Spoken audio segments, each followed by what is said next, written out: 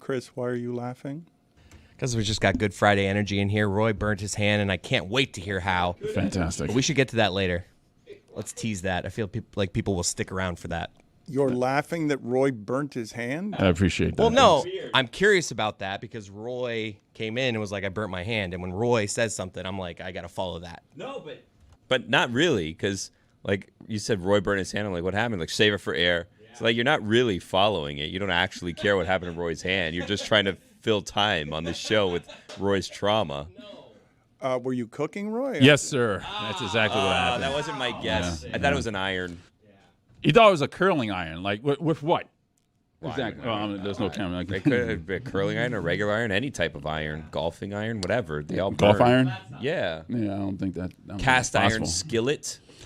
Yeah, kind of. Yeah. I forgot that. Well, we'll save it for later. No, go ahead. We're here now. We're here now. Okay. Give it as a little treat to the Shadow Show audience as a reward for them tailgating before the show. Give them the most prized of possessions.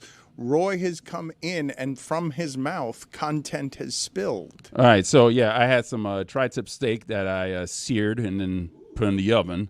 And then I took it out, put it on the stove, put the steak on the cutting board, and then Anid came in and said something that probably annoyed me or something, and knocked me off my kilter. And then I forgot I didn't have the oven mitt on, and I touched the handle, which just came out of the oven for about 30 minutes and on 425 and burnt my hand. Blaming Anid is a move. That's crazy. Well, I have to in this situation. I wouldn't do it. You definitely don't. It's your have hand. To. Like You're the one that grabbed it. She didn't put it there. It was your hand. Yeah, but now my mind is off of the fact that, hey, this pan was in the oven, piping hot. I've done this move because with like a steak or a nice piece of red meat, you want to sear it, get that sear, but then you want to finish it in the oven. So I've done the move of putting it in there, but you got to remember, Roy. Like, I got to remember. Yeah, unfortunately, I did not remember, and now I got blisters on my face. This is a crazy lack of accountability. My wife probably said something that annoyed me. No, it wasn't probably. She did say something that annoyed me.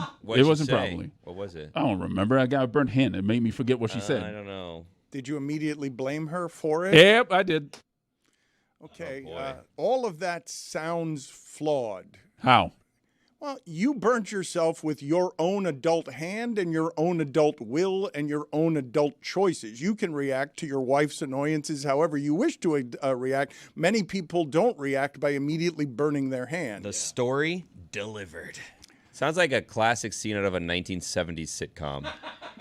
A 70s sitcom. Yeah, when you could just say, oh, my wife did this. I'm not at fault for anything. Like, that would not be written into a show today. No. In the 80s, that would be a big thing to start an episode. No, we're not blaming our wives for anything anymore. Or husbands. Are you longing for that time? I'm confused here. I'm not. Maybe Chris Taking a is. turn here. You wonder if Roy is longing for the early 1970s? It happened on the Jeffersons or something.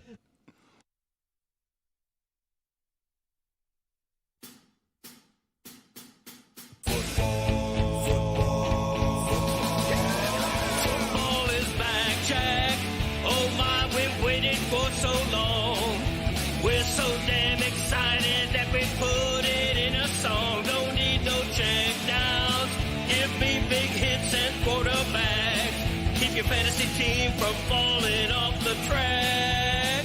Football is back, Jack. Whether on the ground or through the air, when the chips are down and you throw a prayer, when your team is primed and on the hunt, it's 4th and 10, you refuse to punt. When the shoulder pads and helmets crack, that's how you know that football is back, Jack. Let me hear you say, football is back, Jack. This high is wild and out of control, and we're gonna ride it every week till we reach the Super Bowl. Don't need no check downs. Give me big hits and quarterbacks.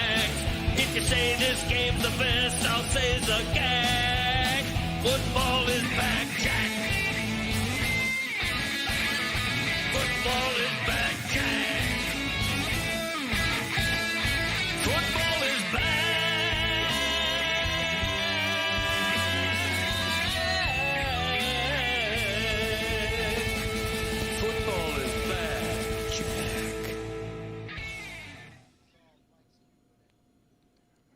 This is a legitimate punishment. I am uncomfortable. I am wearing leather in South Florida. It is tight and hot and steamy and already sweaty in places that I'd prefer to not sweat.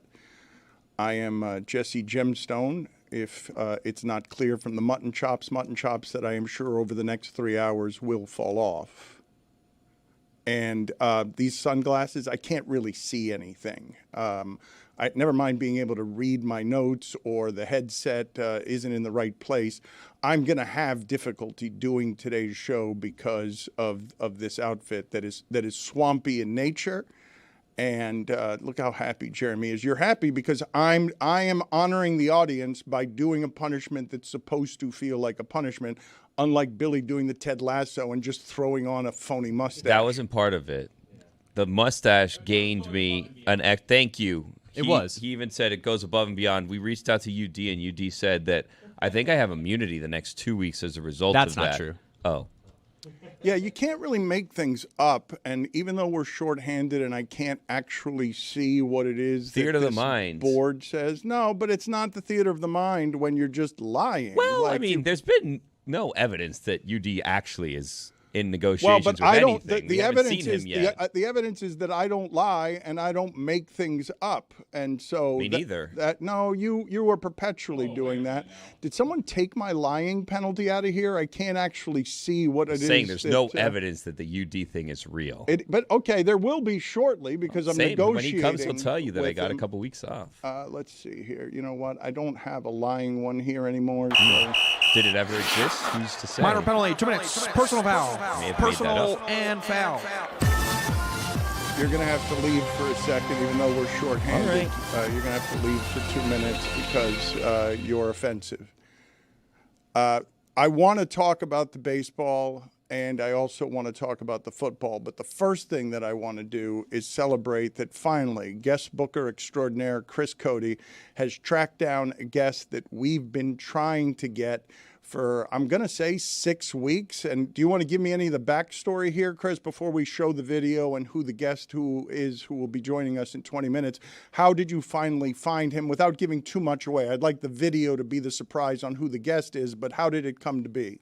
I was made aware of this person and where he was, so I got a contact for, and I just had to kind of keep circling back. I didn't get a response the first couple times, and I finally heard back last week, and I was just like, this will slap next week, so join us. Okay, I just pulled off my earphones that are a little sweaty, and it pulled off the mutton chop, so I'm going to need some help here shortly.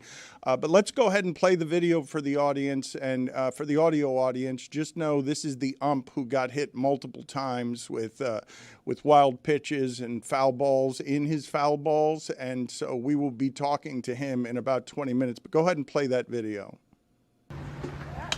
It's the first one. All right, takes one, doesn't fall to the ground. No, that time he just bent over. You heard the pain. Number 2, still standing. Yeah. So impressive. Crouched over, and here's the third one. And that's when he goes down. And on the third one, he, right behind home plate, lays in the fetal position. The coaches awkwardly walk over. Stand over him. So umpire Joe Rizzari will join us today to tell us about what happened here because it seemed painful. Get for me just the 3 different groaning sounds that he makes so that I could play them for him and get his actual reaction to all 3 of the sounds.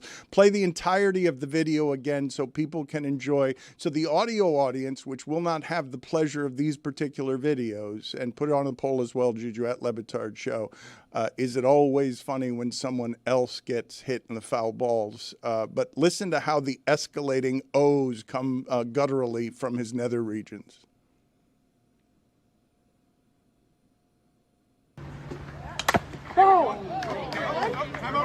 That one, he's like, I can wear this.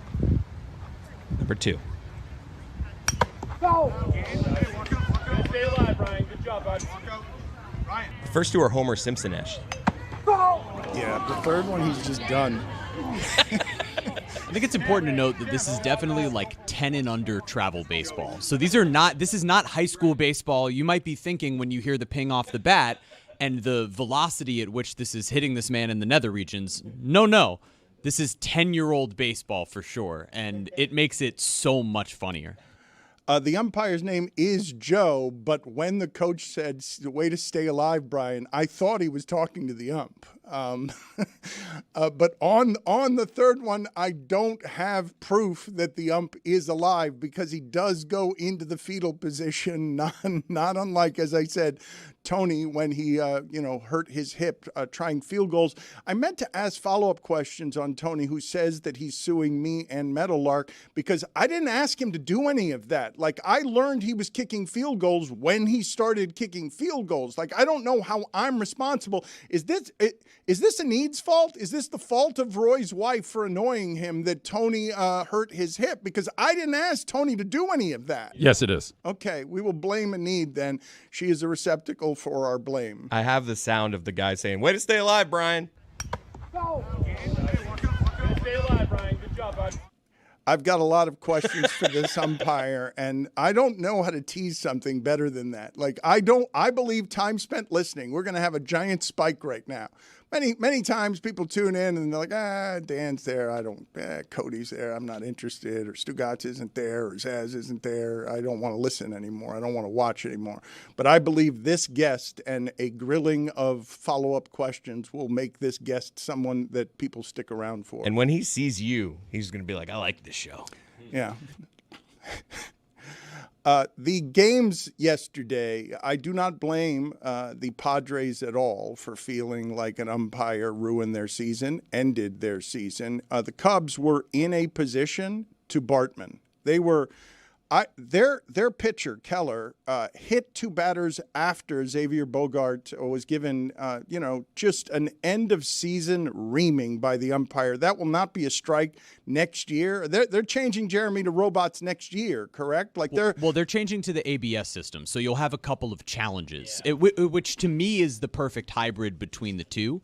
Like, if you have those two challenges and you get to continue to keep them when you're correct, that feels like the right way to go about it, to keep the humanity while still making up for moments like that. Well, I want to talk for a second. The Cubs, historically, I know that Joe Madden and the Cubs erased this, but historically their fans have expected the worst and earned that expectation. In fact, I saw that Jake Arrieta and Ryan Dempster were the ones singing the seventh inning stretch yesterday. It's because they wouldn't dare to invite Kerry Wood and Mark Pryor to do it because the Marlins ended those two people, and they associate those two people with "we were better than the Marlins," and the Marlins won the World Series. So they brought Arrieta and Dempster back to sing the seventh inning stretch. And in the ninth inning, they were prepared to cough that entire thing up. Merrill hits a home run. I told you yesterday, I've liked the Padres a lot for 3 years. And baseball's random. Baseball's weird. The Padres bullpen is championship worthy. It's the best bullpen in the sport. Yu Darvish has nothing left. Yu Darvish, it was sad to watch him go out there, get 3 outs, and they yanked him off the field as fast as possible. So Merrill hits a home run to make it 3-1. And Bogart, who he was great in Bogarts, excuse me. He was great in the series. He's a professional hitter, and he worked the count to 3-2, and it was ball 4. It was obviously ball 4, and I think the umpire got swept away with, "I'm at Wrigley Field. This is exciting. I'm going to do something exciting here." That did not deserve to be a strike call. The Padres are mad afterward. Do we have any footage of the Padres? Were they like? This was out of control to me. Yeah, the umpires are leaving the field, walking from the field to their room and going through the dugout, and the Padres players have to be held back. Yeah, let's play the B-roll of that, because the Padres did feel like their season was ended by the umpires, and it was, because what happened right after that, if you watched everything that happened after that, the game would have gotten, first of all, 2 Tatis, and the way the rest of the inning played out, because there were 2 hit by pitches right after that, they would have tied the game. They would have been able to tie the game and be in a more threatening position if they had not been gifted that out. And so Manny Machado, let's play the sound of Manny Machado getting testy with reporters afterward. And I get it. I get why the Padres would be emotional and bothered by this. Let's listen to this. I know it just ended, but how do you assess a season like this? I mean, what type of question is that, dude? My guy. How do I assess this season? We just lost. How do you think I assess this? How do you think I assess it? I don't know. That's what I was asking. You tell me. What's a loss? We lost. How do you assess it? It's a loss. You lost. Come on, dude. I mean, you could ask better questions than that. Let's go. Come on. Thank you. Appreciate it. You know, wait till the last second to ask that question. Come on, bro. It's a good question. Like, what's wrong with the He question? looked happy too, if we're gonna be honest. Oh, he's faking it. He looked happy Oh. the way Tyreek Hill looked happy as he came off the field, where we were all like, wait a minute, he shouldn't look that happy. Is he faking happy? Did you see the video like someone took following Tyreek Hill's like ambulance? Like, or I don't weren't following him, but they were like next to him on the expressway as he's being driven to the hospital, and he's like FaceTiming someone, and he's still smiling. Like he seems content with like that injury, I guess, or he was like at peace with it. I don't know. Just I'd seems be like someone crying. who doesn't really know how to control like all of his emotions, either way, good or bad. I don't know. Can you get us that video? Because while you've seen that video, when you're talking about that video, that would be good video for all of us to see if you can get it to the video team, because we have assessed what we have said is a strange reaction from Tyreek Hill. But I do understand basically just about any reaction when you've just realized that your $36 million non-guaranteed next year went from I was going to get that $36 million to now I'm not guaranteed that $36 million. I think any reaction after that doesn't harm people is going to be an acceptable reaction, even if it is curious, because I don't think that he could possibly be happy, but if I had to theorize why he was happy, it's because he doesn't have to play for these Dolphins anymore. Like, if there's anything to be seen here, maybe he feels like, okay, I don't actually have to run over the middle anymore for a team that's going to be 4-13. I don't know. It's going to be a big week for the Dolphins against the Panthers. You see the big news? The two offensive linemen that are out. Chuba Hubbard's out too. So Rico Dowdle game, which is great for me because I picked him up a couple days ago in fantasy. But I mean, the Dolphins all of a sudden a sneaky 2-3 when a lot of people wrote them off, huh? I don't know why you're assuming they're going to win a road game. It's a feeling. I'm feeling good about this one. Dolphins a sneaky 2-3, and then, don't let this team get hot.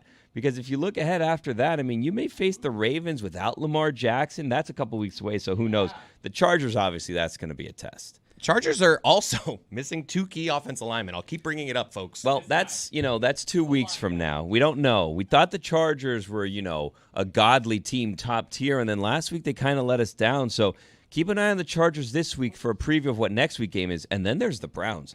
The Browns are a mess. You could be looking at a potentially 3-4 team here, maybe in a couple weeks. Not going to do that with you. Refuse to do that with the Falcons. We don't know. All of those teams are looking at the Dolphins and saying we have an easy one coming up next against Perfect the Dolphins. for a trap. That's how you trap them. Classic trap game against the Dolphins. Let's watch Billy's video here. Thank you for sending it, Billy. Let's watch this video, and you can just see Tyreek Hill in the back of the ambulance, still smiling while on the FaceTime that he was on in the wheelchair. This feels slightly invasive. I regret doing this.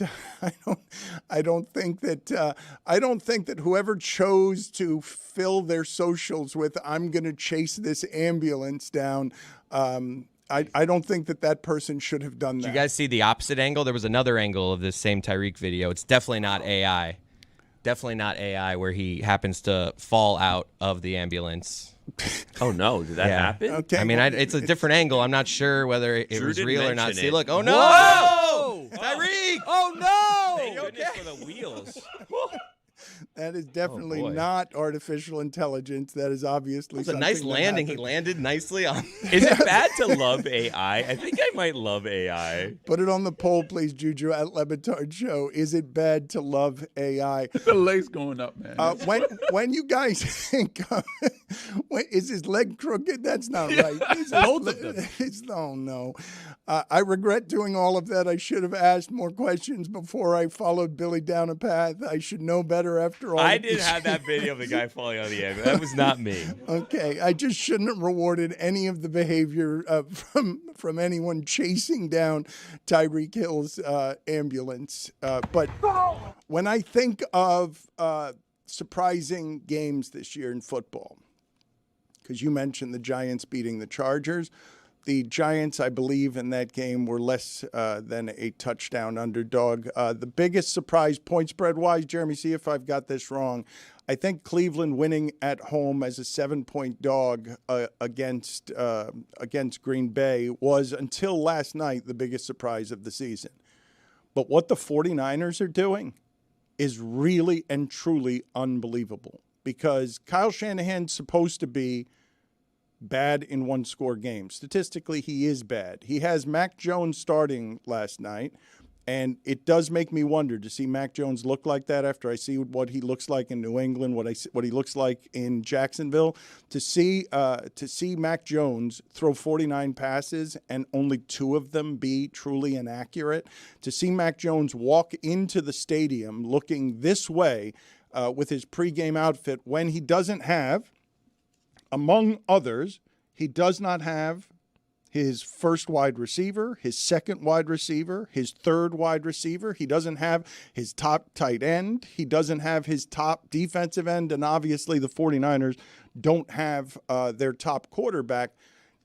To see Kyle Shanahan do that with Brock Purdy, to get to a Super Bowl with Jimmy Garoppolo and have Mac Jones look that way, I know, Billy, that you and God Bless Football and in other places have been critical of Kyle Shanahan because he doesn't win those one-score games, but he seems to have an ability to make quarterbacks look better than they are, because the other thing that the 49ers are is 4-1 when they don't have an interception this year and they don't have a rushing touchdown.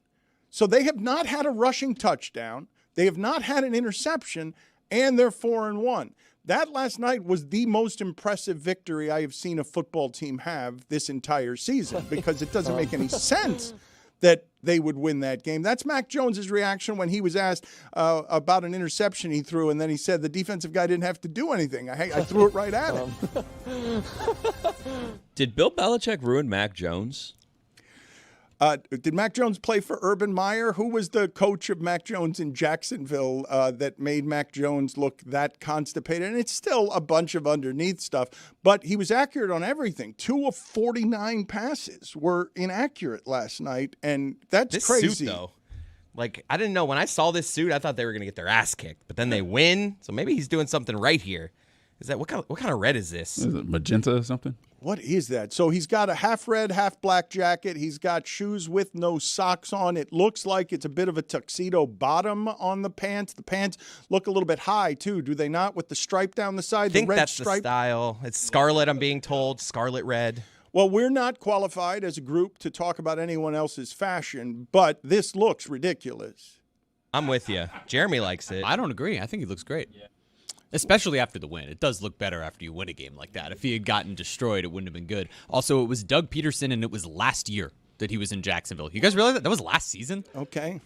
He wasn't honestly that bad. I'm looking at it. It's crazy. He was better with Brian Thomas Jr. than Trevor Lawrence was, which continues to be the case.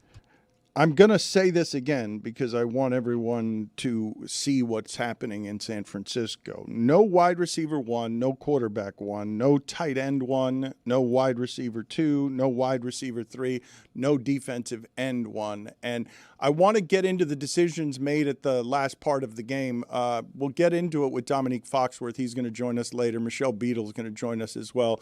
No comments, okay? Don't say anything to them about how I'm dressed. Let's just wait for a natural reaction to see what it is that they have to say. But you guys saw the way that game ended, okay? First of all, you didn't have to watch anything except for about the last 3 minutes of regulation and then overtime.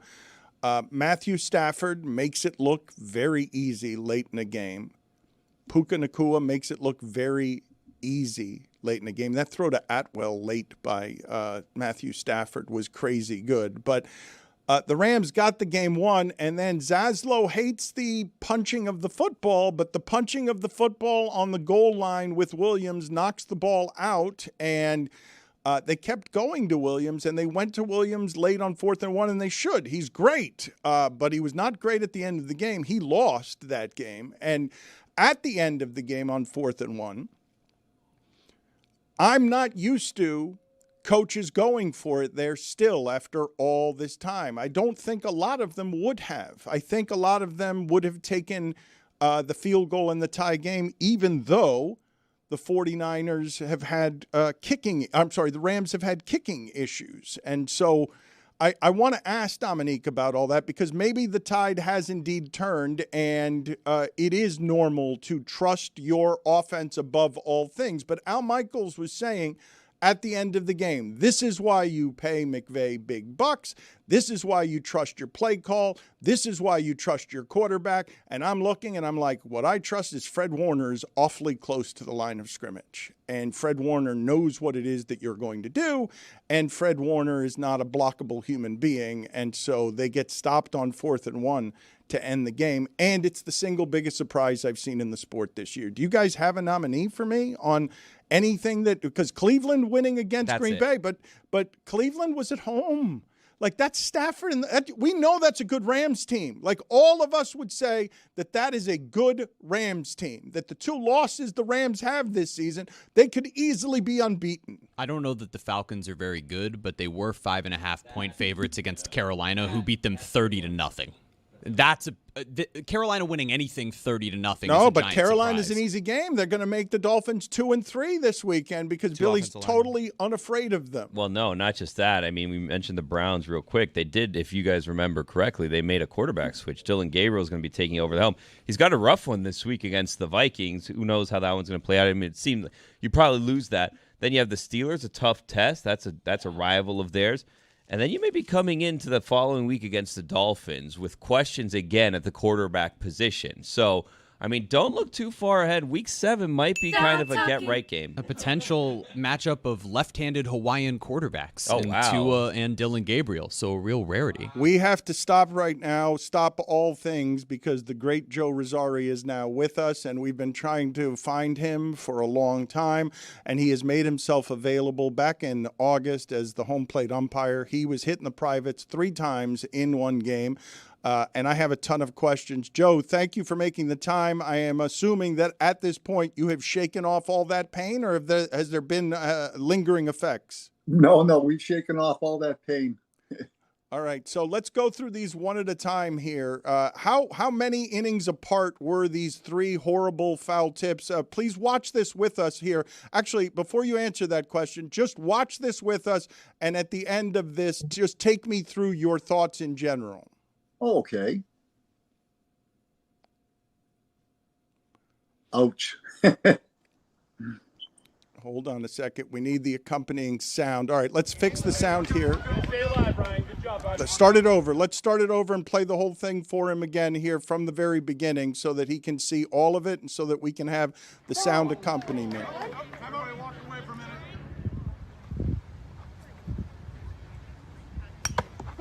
Number 2. Stay alive, Ryan. Good job, bud.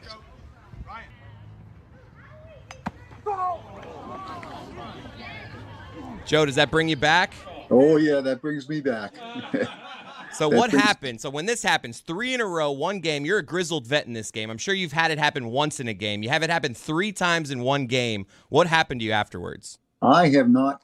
What happened to me afterwards is I started to urinate blood, so I had to go to the hospital for an ultrasound to make sure everything was okay.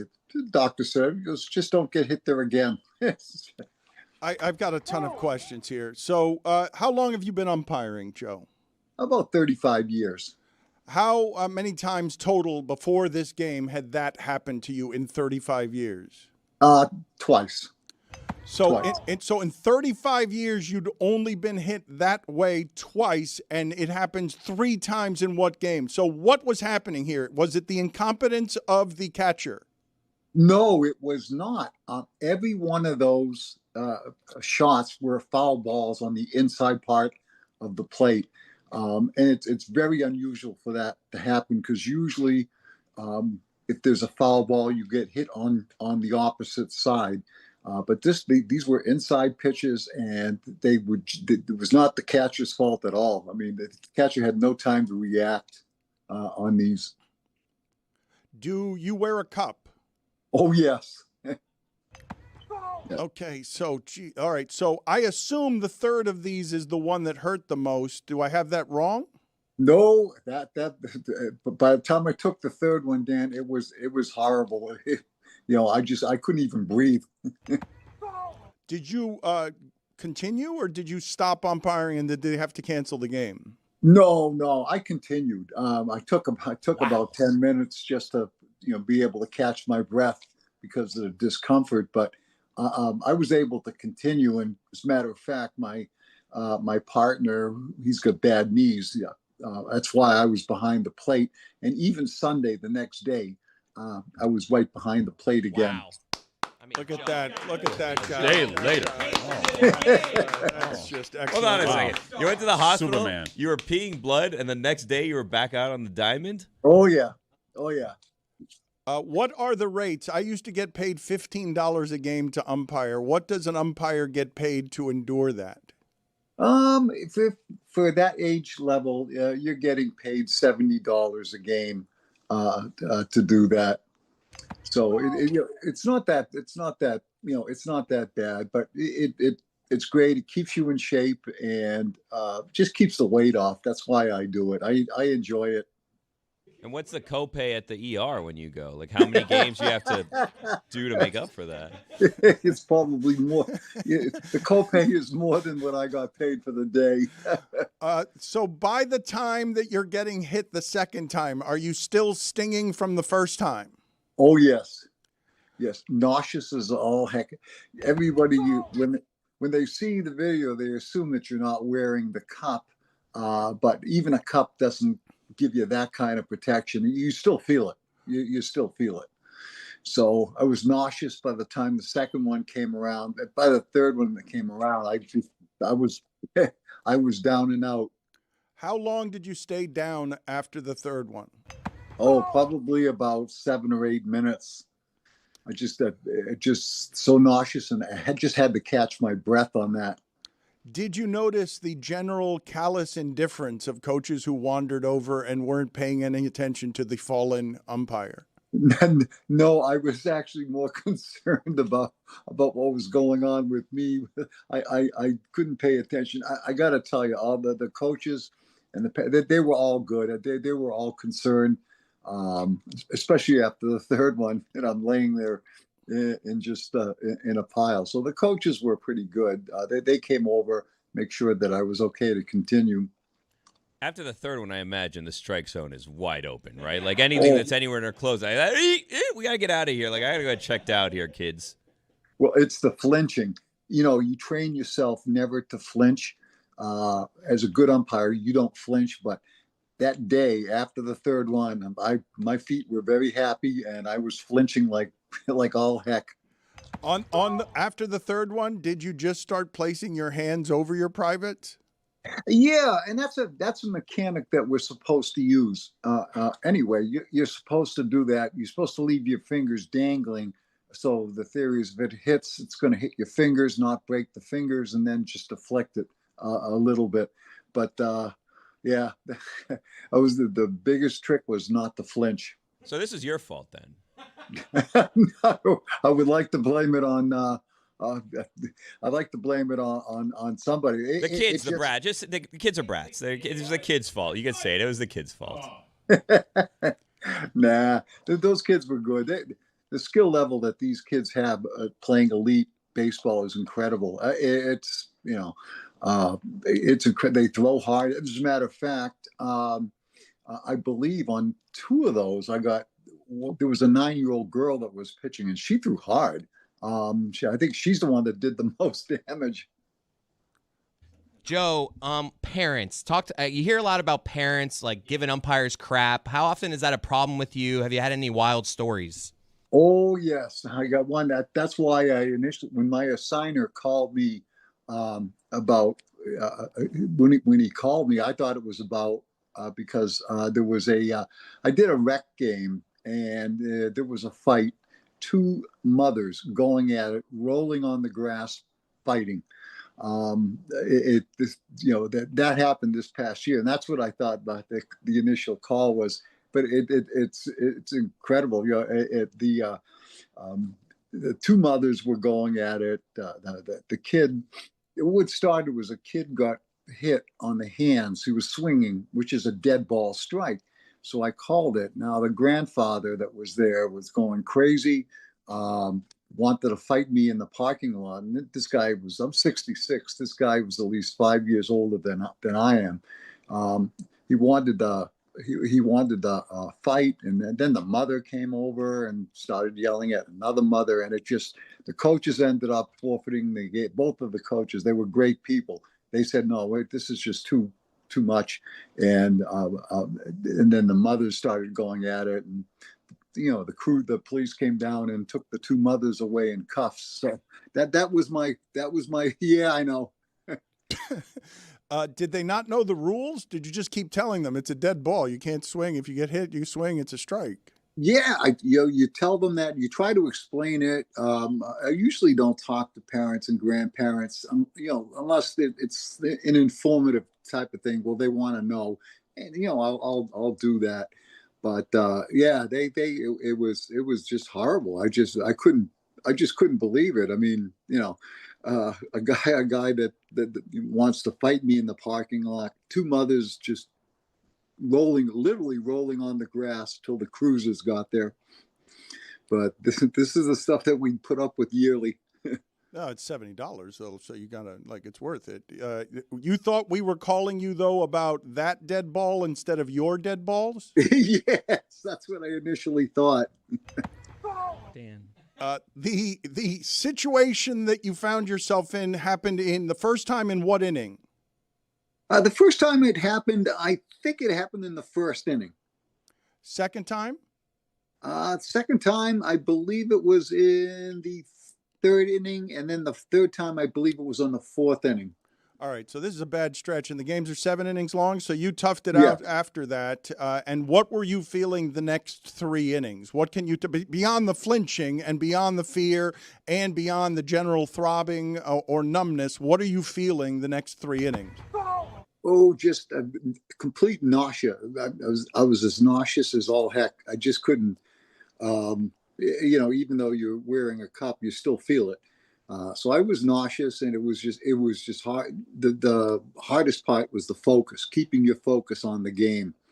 The temptation is to always just cross your legs on the next pitch, but you keep it. You just stay in there. You try to hang in there as best you can. Joe, I like you. You seem like an old school, salt of the earth type of guy. Yeah. And I'm a little concerned, and I hope that you share my concern, but I don't want to lead you here. I don't know if you are familiar with this artificial intelligence, this AI that's out there. And, it's fine to ignore when it doesn't really affect you. But I don't know if you've caught on to this robot umpire situation that's going on now in minor league baseball, and they're trying to bring up to Major League Baseball. How do we feel about that? Because I feel like they're trying to come and take your jobs. And I like you, a classic guy. I like the human element of the game. So I'm worried about these robot umpires. Yeah, I don't think that's ever going to fully replace umpires. Umpiring it's part of the game. Good calls, bad calls. They're still all part of the game. The reviews that they do now, I mean, the technology is pretty good, but you'll still need umpires. You'll still need to be able to have umpires out there, even though the technology, even this video of me getting hit, that's subject to the new technology that they have on the backstops now. So, but I think the technology is there. It's going to be there to help. I don't think it's going to be there to replace the umpires.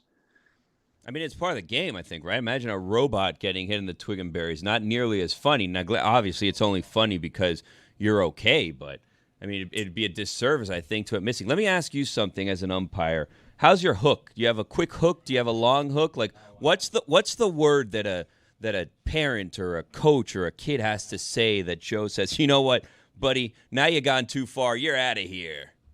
It depends. My hook, depending if it's a tournament and a tight game, believe me, like if it's a tournament, the coaches and the mothers. The S word, is that an automatic hook? The S word? Yeah. The F word, automatic hook? Yeah. And C word, automatic hook? Oh, yeah. All right, good. Yeah. The other thing, too, is like a lot of times coaches will complain about balls and they'll mumble a little bit in a tight game, and you let that go in a tight game. Everyone's trying to get an edge. I got an idea here, Joe. All right, you're going to be the umpire right now. I'm a parent, okay? So just tell me. I'm going to say something. You tell me what you do. Yeah. Stop us when we get there. Hey, Blue, get your head out of your ass, Blue. No, too far. A-word. That's gone, yeah. Out of here. A-word. All right. They're kids. All right, Joe. Stop me when I hit the line. Darn it. No, that's good. Dang it. That's still good. Dang nabbit. That's still good. God damn it. Fuck you, ump. That's not good. Right. What's your get out of here? Give us your get out of here. What's that? What is the ejection? What does it look like? Yeah, the ejection. You point at them, you turn away, put your hand out, you're out of here. Gone. They're Just gone. subtle. Chris, you want to give him your Yes, third strike thank you, call? Dan. Thank you for this. Let's see if we can get a grade from Joe want on 1 and 2? Just 3? Go ahead and do the whole thing, but All right. let's get his assessment. We would like a grade from Joe on Joe, this. I put 2 or 3 years in when I was in my teens. Here we go. Strike 1 and 2 are the same, so I'll give you just. So that's 1 and 2. That's 1 and 2, and then the big dog here. That's good, Chris. Thank you. That's good. That's good, he said. Nice. A, B plus, A minus, B minus. I'm going to give that a solid B plus. All right, congratulations, Chris. We're going to play these for you here. You, based on just sound, tell us whether this was the first time you got hit in the balls, the second time you got hit in the balls, or the third time you got hit in the balls. Okay. That last one was the third time. No, All right, here we go. I'm going to play it here. I'm going to play a little louder for you. Here it comes. Here it goes. That was I think that was I believe the second time I got it. Yes, that's good. He's got a good awareness here. Let's play another one for him. See if it's the first one or the third one.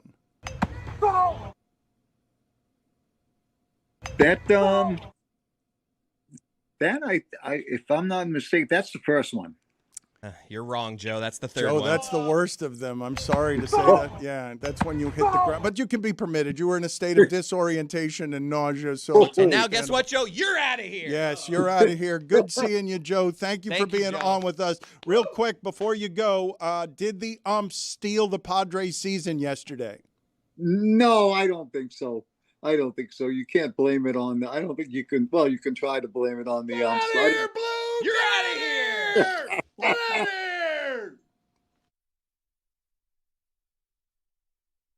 Coming up today on the Alley Oop on DLS Hoops on YouTube, we discuss Timu, Tina Turner, as well as Caitlin Clark herself finally responds. Also, is there some barbecue chicken potentially in the finals, Trista? Oh, I think Alyssa Thomas is going to be barbecue chickening Nalissa Smith and potentially Asia Wilson. And if Asia Wilson doesn't persist and win finals MVP, I'm going to need y'all to start a GoFundMe page like I got cancer. The Alley Oop, Tuesdays on DLS Hoops on YouTube, and Fridays right here on the Le Batard Show, actual, factual feed. Salute. Lock in. Damn it, I should have said lock in.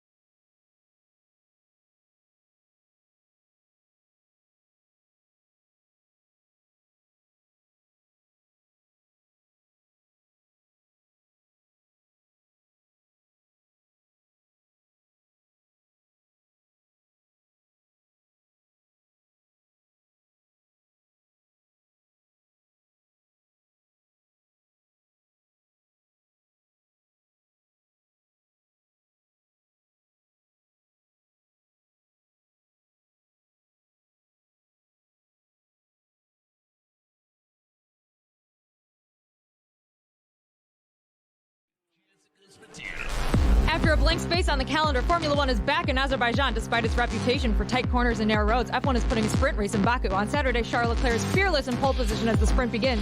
But at the start, London boy George Russell delivers some karma to Max Verstappen, making him a move to push him wide. Max is red, but George says, don't blame me. Number 22, Yuki Tsunoda clips the wall and loses a tire after just 2 laps. At the restart, Sergio Perez has a lead with 5 laps left. It's time to go. Checo wins the sprint race, but Max and George have bad blood when the race ends. You guys see what I'm doing yet? Will there be vigilante shit on Sunday? This Max, is amazing. You need to calm down because it's lights out and away we go in Baku. Sparks fly, and Verstappen is driving like he's in a getaway car and pulls out into the lead. Long story short, Nick DeVries has a glitch and a safety car ensues. Perez is in the lead after a slew of pit stops, but he's not out of the woods yet. The one driver, Max Verstappen, has speed, but that's when Sergio Perez says, bye-bye, baby. As the race ends, Esteban Ocon goes into the pit, but the mastermind race organizers have let press onto the treacherous pit lane. This is why we can't have nice things. 7-time champion Lewis Hamilton finishes in 6th. The last great American dynasty, Haas, finishes out of the points, but today was a fairy tale for Sergio Perez. Verstappen finishes in 2nd, which is better than revenge. 1-2 for Red Bull is nothing new. They don't have champagne problems on the podium, but the anti-hero Max Verstappen is only ahead in the Drivers' Championship by 6 points. Fernando Alonso and Taylor Swift rumors are swirling. Long live Formula One. Max Verstappen has won the Drivers' Championship, but we still have 4 races to go. In Austin, Daniel Ricciardo rides a horse named Horsey McHorseface into the paddock. Zach Brown accuses Christian Horner of cheating, and Fort Lauderdale's own Logan Sargent will join Williams in 2023. During quali, Carlos Sainz takes the fastest lap while his teammate Charles Leclerc takes a grid penalty. Martin Brundle gets snubbed by Brad Pitt. Tim Apple doesn't know how to wave a flag. 440,000 people are at the Circuit of the Americas. It's lights out and away we go. On turn 1, Max Verstappen gets ahead of Carlos Sainz, and Sainz tries to recover, but gets hit by George Russell. The Spaniard is out of the race before the 1 lap is even over, and Russell takes a 5-second penalty. Valtteri Bottas' race ends early, and a safety car helps out Charles Leclerc for once. Fernando Alonso and Lance Stroll get in a massive collision, and debris is everywhere. Lewis Hamilton, on hard tires, leads the race with 10 laps to go, but the Flying Dutchman cannot be beat this year. It's Verstappen, Hamilton, and Leclerc. Sebastian Vettel battles to the finish in his final USGP. Baby Lando finishes 6th, and Yuki gets a point. Red Bull wins the Constructors' Championship for the first time in 10 years, a day after their founder's passing. People are crying, there's champagne flowing, fireworks are popping off. Everything is bigger in Texas, Dan, except for F1 drivers. I guess it's time for the F1 minute here, even though I want to hear that sound gave it again. away? Je suis stressé pour les minutes de Formula 1. J'ai besoin d'énergie. Énergie. Let's go, energy. Oh, energy. Bonjour et bienvenue à Circuit Paracab pour le Grand Prix de France. Les températures élevées sur le circuit signifient que la gestion des pneus va être essentielle. Charles Leclerc, le pilote automobile monégasque, fait passer à Max Verstappen pour la première place. Le pilote Ferrari doit gagner pour rester dans les championnats. Mais non! Quelle horreur! Une catastrophe! Sacré bleu! Charles Leclerc sort de la course! Encore de la malchance! Il est fini! Une honte! Max Verstappen prend une grosse avance. Lewis Hamilton, le pilote Mercedes, est 12e. Carlos Sainz, l'autre pilote Ferrari, a commencé à la 19e place. Tout sa pénalité pour le changement du moteur. Et les roues contre roues avec Sergio Perez, mais l'imbécile de chez Ferrari recommence. Max Verstappen a fini premier de la course. Carlos Sainz est le pilote toujours. Lando, l'enfant Norris, a terminé 7e. Lance Stroll a terminé avec un point. Félicitations, Mike Crack. Huh? Wow! Oh my God! Holy shit! Holy shit! Merci. Oh my God! Was there an imbecile in there? Did you say Les imbecile? imbéciles de chez Ferrari recommencent. That sounded so exciting. I have no idea what happened. Les pauvres Charles Leclerc, les pauvres. My God, that was incredible. That was I really am good. so Merci, jealous that merci you can do that. Christophe, merci Guillermo. Well, the music ran out, but I think you should, because we didn't have an F1 minute today. I think you should give people Lord of the Rings minute. Yes, I think you should give people. Spoiler alert or no spoiler Dangerous game, man. Dangerous game because of what? To us, you can spoil as much as you want. So I say go for as many spoilers as you like. All right.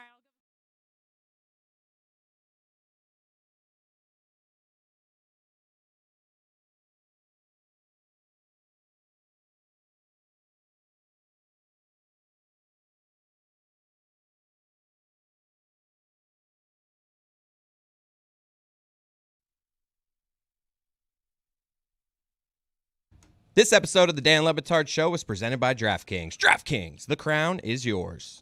Tony has built a nice little side hustle that involves MMA hangouts. He does live streams during some UFC events. I'd like to see him start doing some boxing, but he's going to be hanging out here tomorrow night. The Dead Flamingo. You can watch him live if you want to follow the UFC action. Those are a lot of fun. He has a lot of fun with them. MMA Hangout presented by Boost Mobile, UFC 320 main card fight, Ankalev versus Pereira. Jeremy, Tony came after you yesterday and made the accusation accusing you of Botox, I think. Yeah, or that's having, exactly having work done. From Mr. Creatine himself. Ooh. Damn. If anyone's artificially inflating the way that they look, I mean, it's certainly not me. I'm not lacking for confidence. And just because everybody around here has been not reckless, he's talked about it himself. And get reckless. Here is something we like to call reckless speculation. Yeah, he's talked about You're it, good. I believe. Yeah.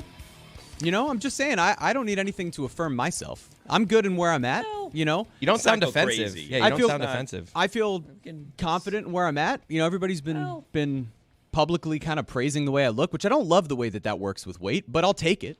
And look, I'm just going to say it. That hat was pulling my eyebrows back. I look crazy in that photo. But to accuse me of Botox, throwing stones from a glass house, my friend. You don't want to go much further. You're good now. You're thin enough. Yeah. I felt like there was a little extra on Mr. Creatine. Like Mr. Yeah, well, Creatine, I don't need enhancements. I'm not here trying to change much. I'm just trying to be healthy, Dan. I don't think that creatine counts as a natural supplement, but I do think creatine is viewed as not immoral, that it is not. Tony would take steroids. Yeah, Let's he be would. honest. He would. Like, who do you? I think there's probably like 4 or 5 people here that would take steroids. I think Number one on the list. Do you want to name them? Do you think there are 4 or 5 people who would take steroids? Top 5 people in the office who would. that would take steroids or HGH. You don't think? Who do you think? Mike would take steroids.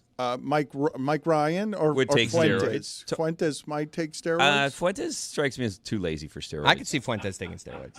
All right. I think that Tony would take steroids.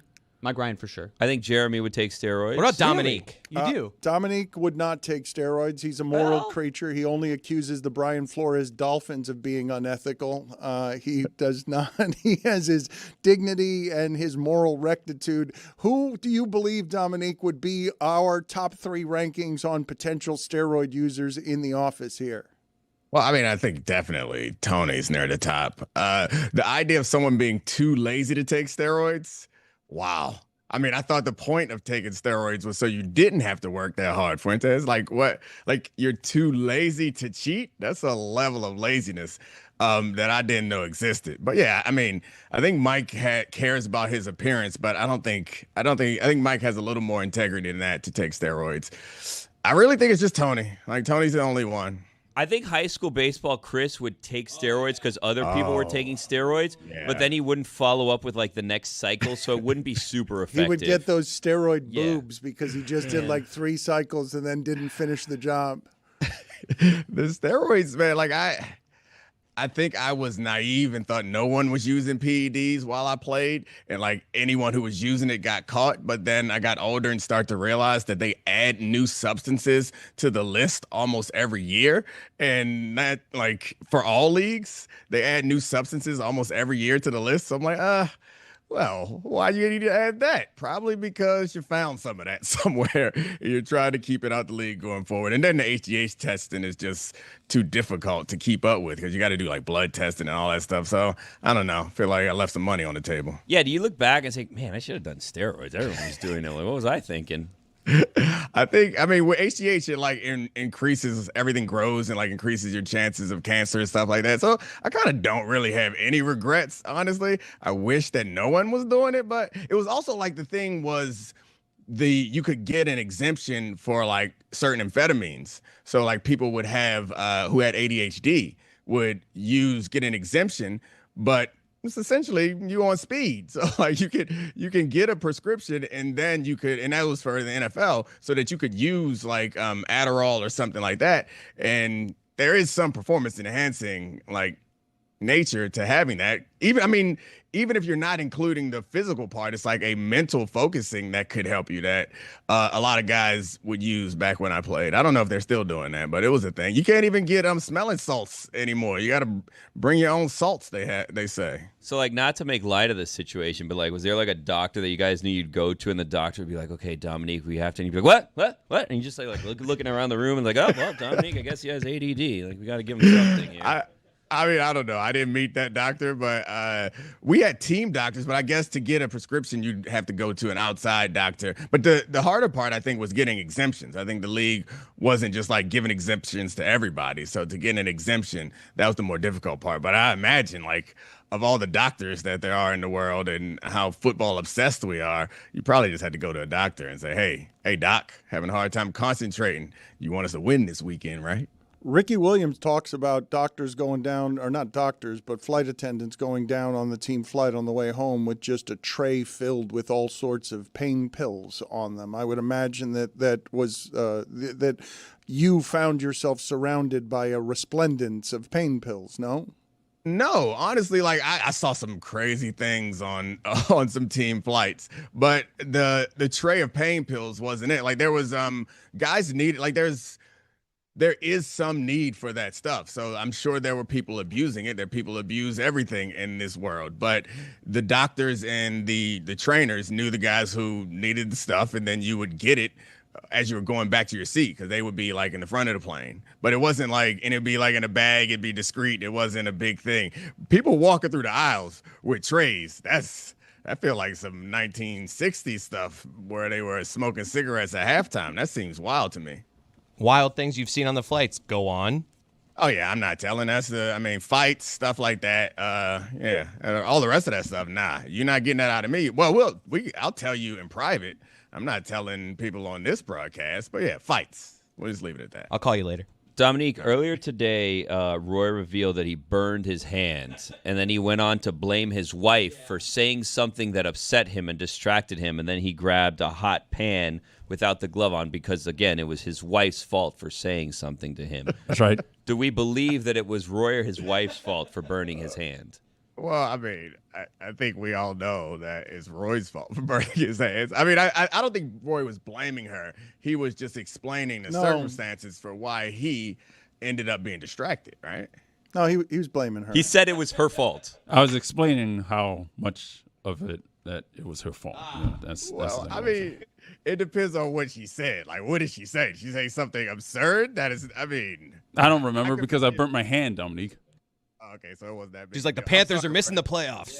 Yeah. Well, in that case, bark off isn't that important. It would have been both hands then. Something truly blasphemous. I thought, Dominique, that the 49ers produced the single most impressive victory I've seen from any team this season. Tell me why I'm wrong. Give me another one that was more impressive than what the 49ers did without quarterback 1, wide receiver 1, wide receiver 2, wide receiver 3, defensive end 1, and tight end 1. It was a very impressive win. I don't know that I could tell you one that was more impressive, but I think I could explain it in a way that makes it a little less impressive. So, like, we can go through all of the X's and O's things, but also football, because there are like so few possessions, the outcomes can be fickle. And when the Rams had 2 fumbles, a missed field goal, a drop pass that led to a missed field goal, a blocked extra point, the 49ers had a fumble that the refs decided wasn't a fumble on forward progress. Mac Jones threw an interception down the middle of the field that was dropped by one linebacker. Had he not caught it, it would have gone right into the back to a safety who was waiting for it. And like all these things happened in the game to make the results seem different. So I don't think the 49ers are better than the Rams today, which is, I know, an absurd thing to say because they're 4-1 and leading their division that the Rams are in.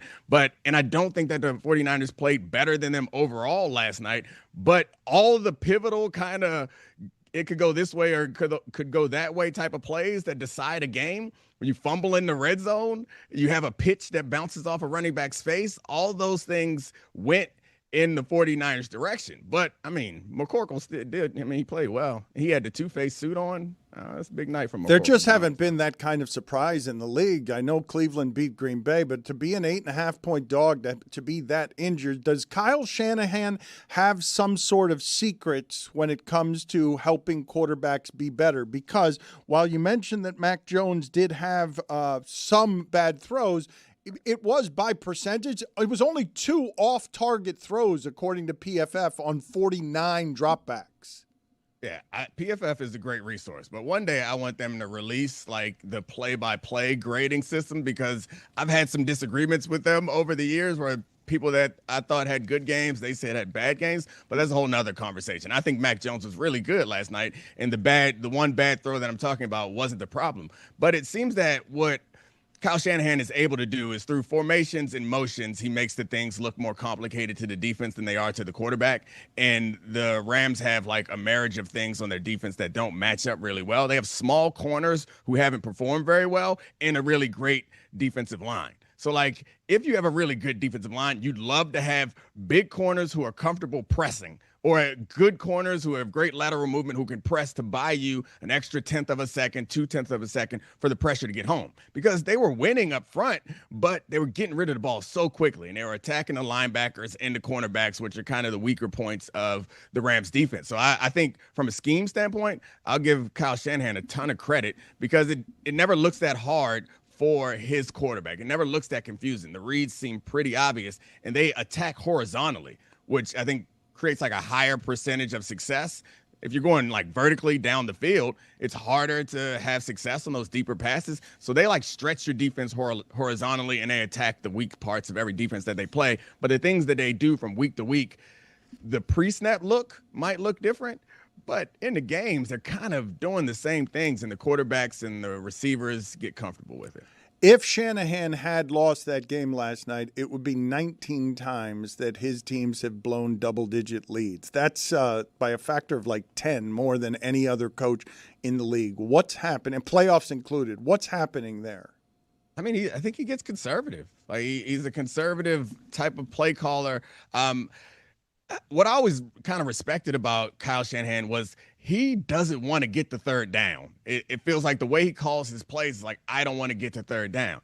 And that's great because when you're trailing, that's great because he's going to throw earlier. He's going to run more tricky plays and screens and stuff to kind of create explosives. But later in the games, like I see that again, but he's trying to run the ball and run the clock. And the defenses are not playing with the same level of aggressiveness. And I think Kyle Shanahan's offense gets stagnant and kind of boring when he has a lead. And I think it catches up to him. And then he's just been traditionally kind of conservative on fourth downs. And the funny thing is the greatest criticism of Kyle Shanahan, single play calling criticism, was him being too aggressive in that Falcons game when he was the offensive coordinator and decided to throw in that situation. So that turned bad on him. And I think that burned him. And I think it's in the back of his mind from here on out, I'm not doing no damn drop back passes when I have a lead and the game is within reach. I want to ask you about the decision-making in overtime. How many coaches, and I know all of the formulas have changed on going for it on fourth down. Give me the number of coaches in the league that you believe in that 4th and 1 situation with his team down by 3 and in field goal range who are going for it on 4th and 1 instead of trying to kick the field goal to just tie the game in overtime because the game ends if you don't make it. And I say this as someone who always prefers the coach to show confidence in his offensive players to get a single yard. You were ahead of the curve on this because I remember like almost a decade ago hearing you talk about like, would I rather be am I more confident in my ability to get 1 yard or put the defense out there and stop them and all the other things and hit the field goal and then put my defense out there. Like, I think getting 1 yard makes more sense.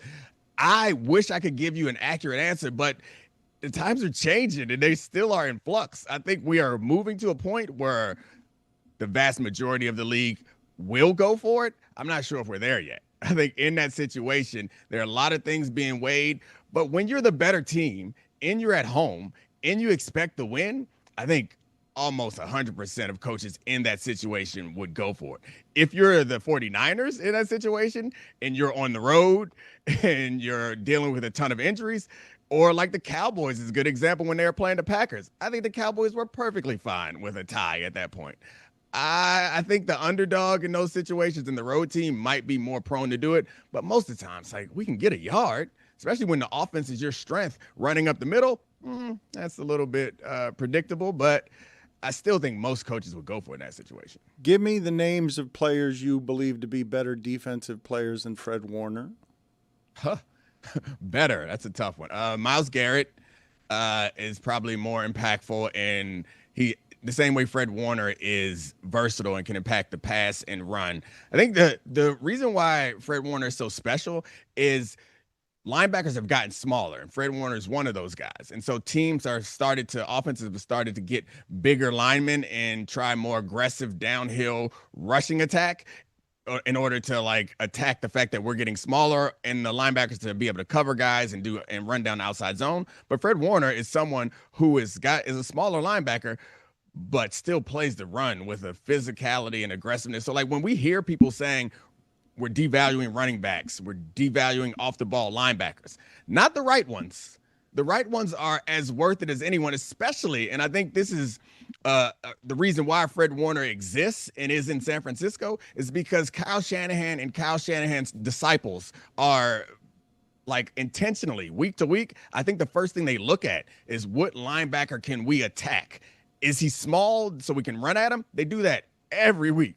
Is he too big so we're going to put him in isolation and take advantage of him? Yeah. So I think that Kyle Shanahan, when looking for linebackers, him along with John Lynch, they're looking for guys like this. And when they find one like Fred Warner, they'll pay him whatever he wants because they know how teams like them look at approaching defenses like theirs. You were critical via text at some of our analysis recently when we were talking about the lack of explosive plays in the league, the number of plays that are just checkdowns or thrown balls at the line of scrimmage. And one of the things I was lamenting is just the fear of the turnover. The turnover has become such a valuable thing that people aren't taking risks downfield. Our analysis you thought was bad. What was bad about it? I didn't think that your individual analysis was bad. I think that generally it's a kind of a thing that's annoyed me for the past few years in football analysis is people talk about how two high safeties have taken away the deep threat. And that's just not a true statement. Like that cover two was the second coverage ever invented.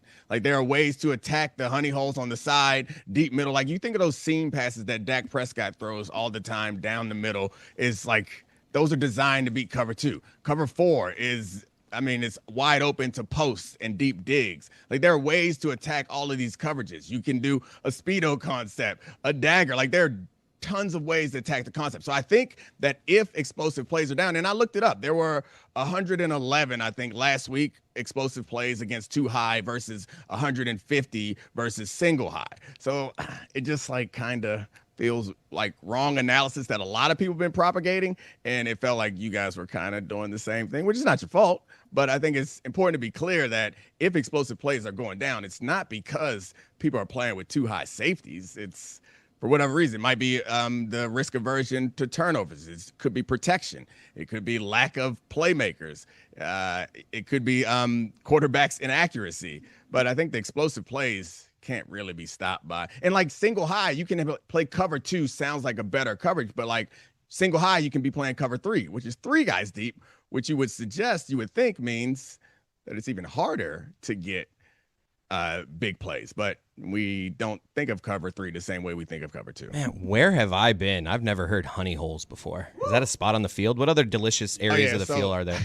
There's a lot of holes. So like the rat, Hell yeah. what we call like a rat coverage is because you want someone in the hole. The hole is considered like the middle of the field. Go on. Low, middle of the field. But the honey hole is like those sideline spots. Yeah, the good stuff. Where, like cover two corners are responsible for the flats and the deep cover two safeties are deep halves. And as you can imagine, the further you get away from the corner, the closer you get to the safety. That's where the spot is. You want to be able to hold that corner down low with somebody running down there and hold that safety in the middle with someone in the seam and then squeeze it right into that sideline spot.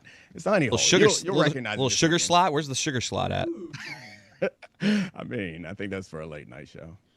Can you tell me who in the league comes the closest to having what Stafford and Puka Nacua have? Ooh, man. Stafford.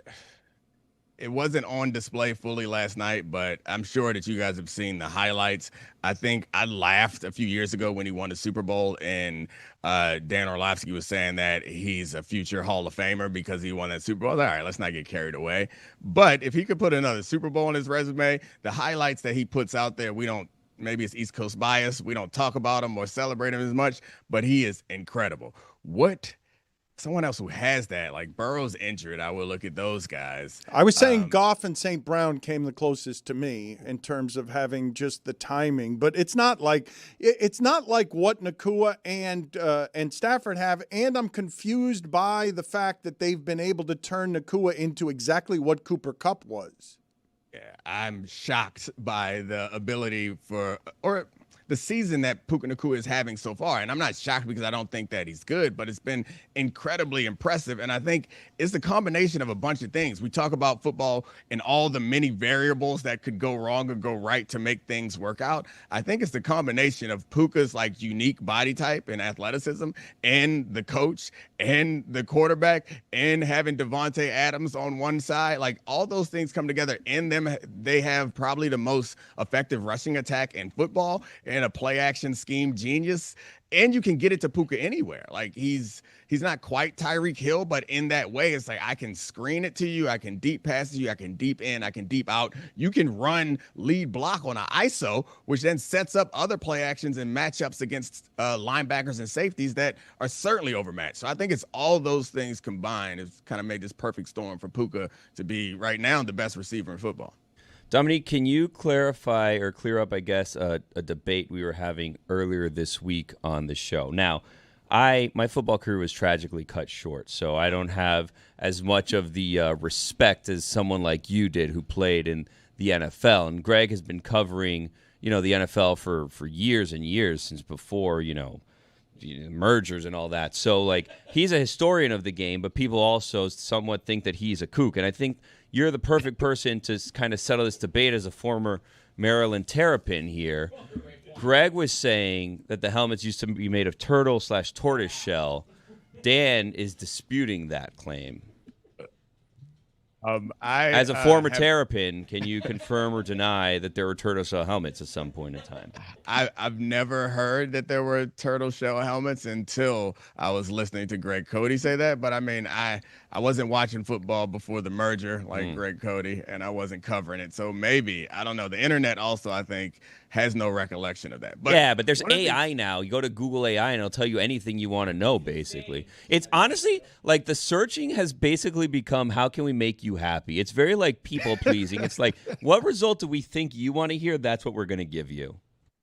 Well, yeah, that's not what you want out of the source that we go through for all our facts. But I think you're going to like tempt Dan into playing We're All Gonna Die, and then we have to talk about the fall of all our great institutions, which is not fun. Let's just talk about punching players. Like, actually, Zaslow was right about that. Well, we're going to ask you about that in a second. Put it on the poll, please. Do you know what a terrapin is? Yes or no? And just show Dominique the video that we have, exclusive video of Tyreek Hill on the way to the hospital, falling out of the ambulance here. Somebody was following definitely not AI the car or the ambulance, and you can see there that he.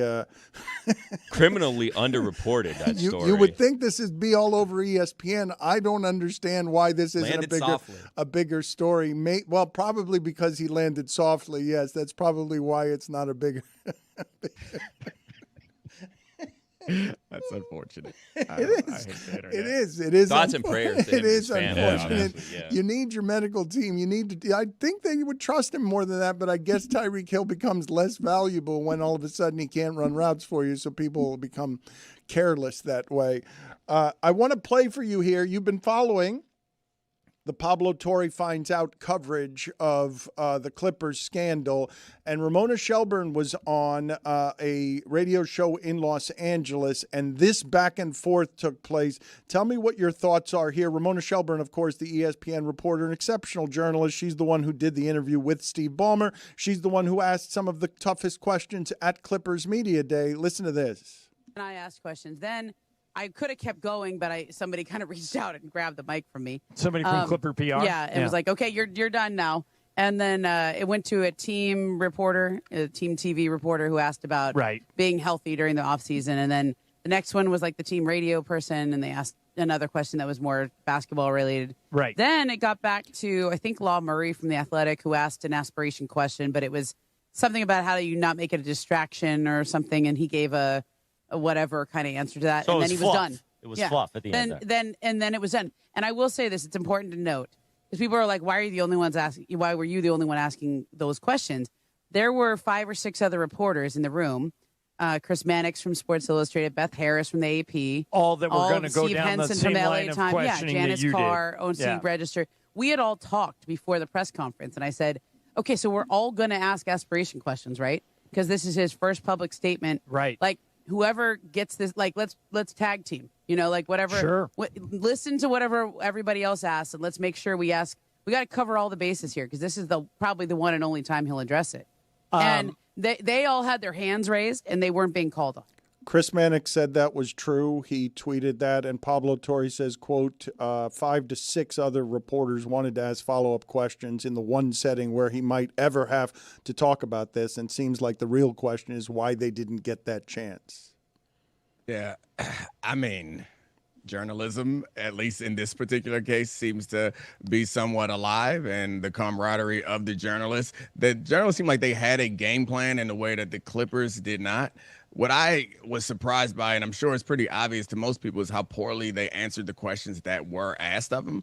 If you're not going to answer any questions, then don't answer the questions. But if you are going to answer the questions, I think to relate it back to football in some ways is they're going to challenge you based on what you did poorly the week before. If you couldn't stop outside zone last week, you know what you're going to get on the first down? Outside zone. So I'm shocked that the Clippers showed up and did not have a stop for the outside zone. And then their move for it was like, we're just going to ignore these people. It kind of, to me, makes it worse. I don't know how they could handle this any more poorly than they have, but seems like they probably are going to find a way to continue doing it. But I mean, I'm glad that Ramona and other reporters stepped up and got together and asked the questions. I also think that I'm on Nick Wright's side. Like, generally, I care about it because it's interesting, but I don't really care. Like, getting players extra money, knock yourself out. Let's play the sound first of Kawhi Leonard's back and forth, and then we'll do Lawrence Frank as well and get both Dominique's general reaction to both sounds and to ask him who should have been better answering these questions between the two Clipper figures. Kawhi first, please. What is your understanding of the endorsement deal that you had with the company that was this being talked to Aspiration, and did you perform any services for them?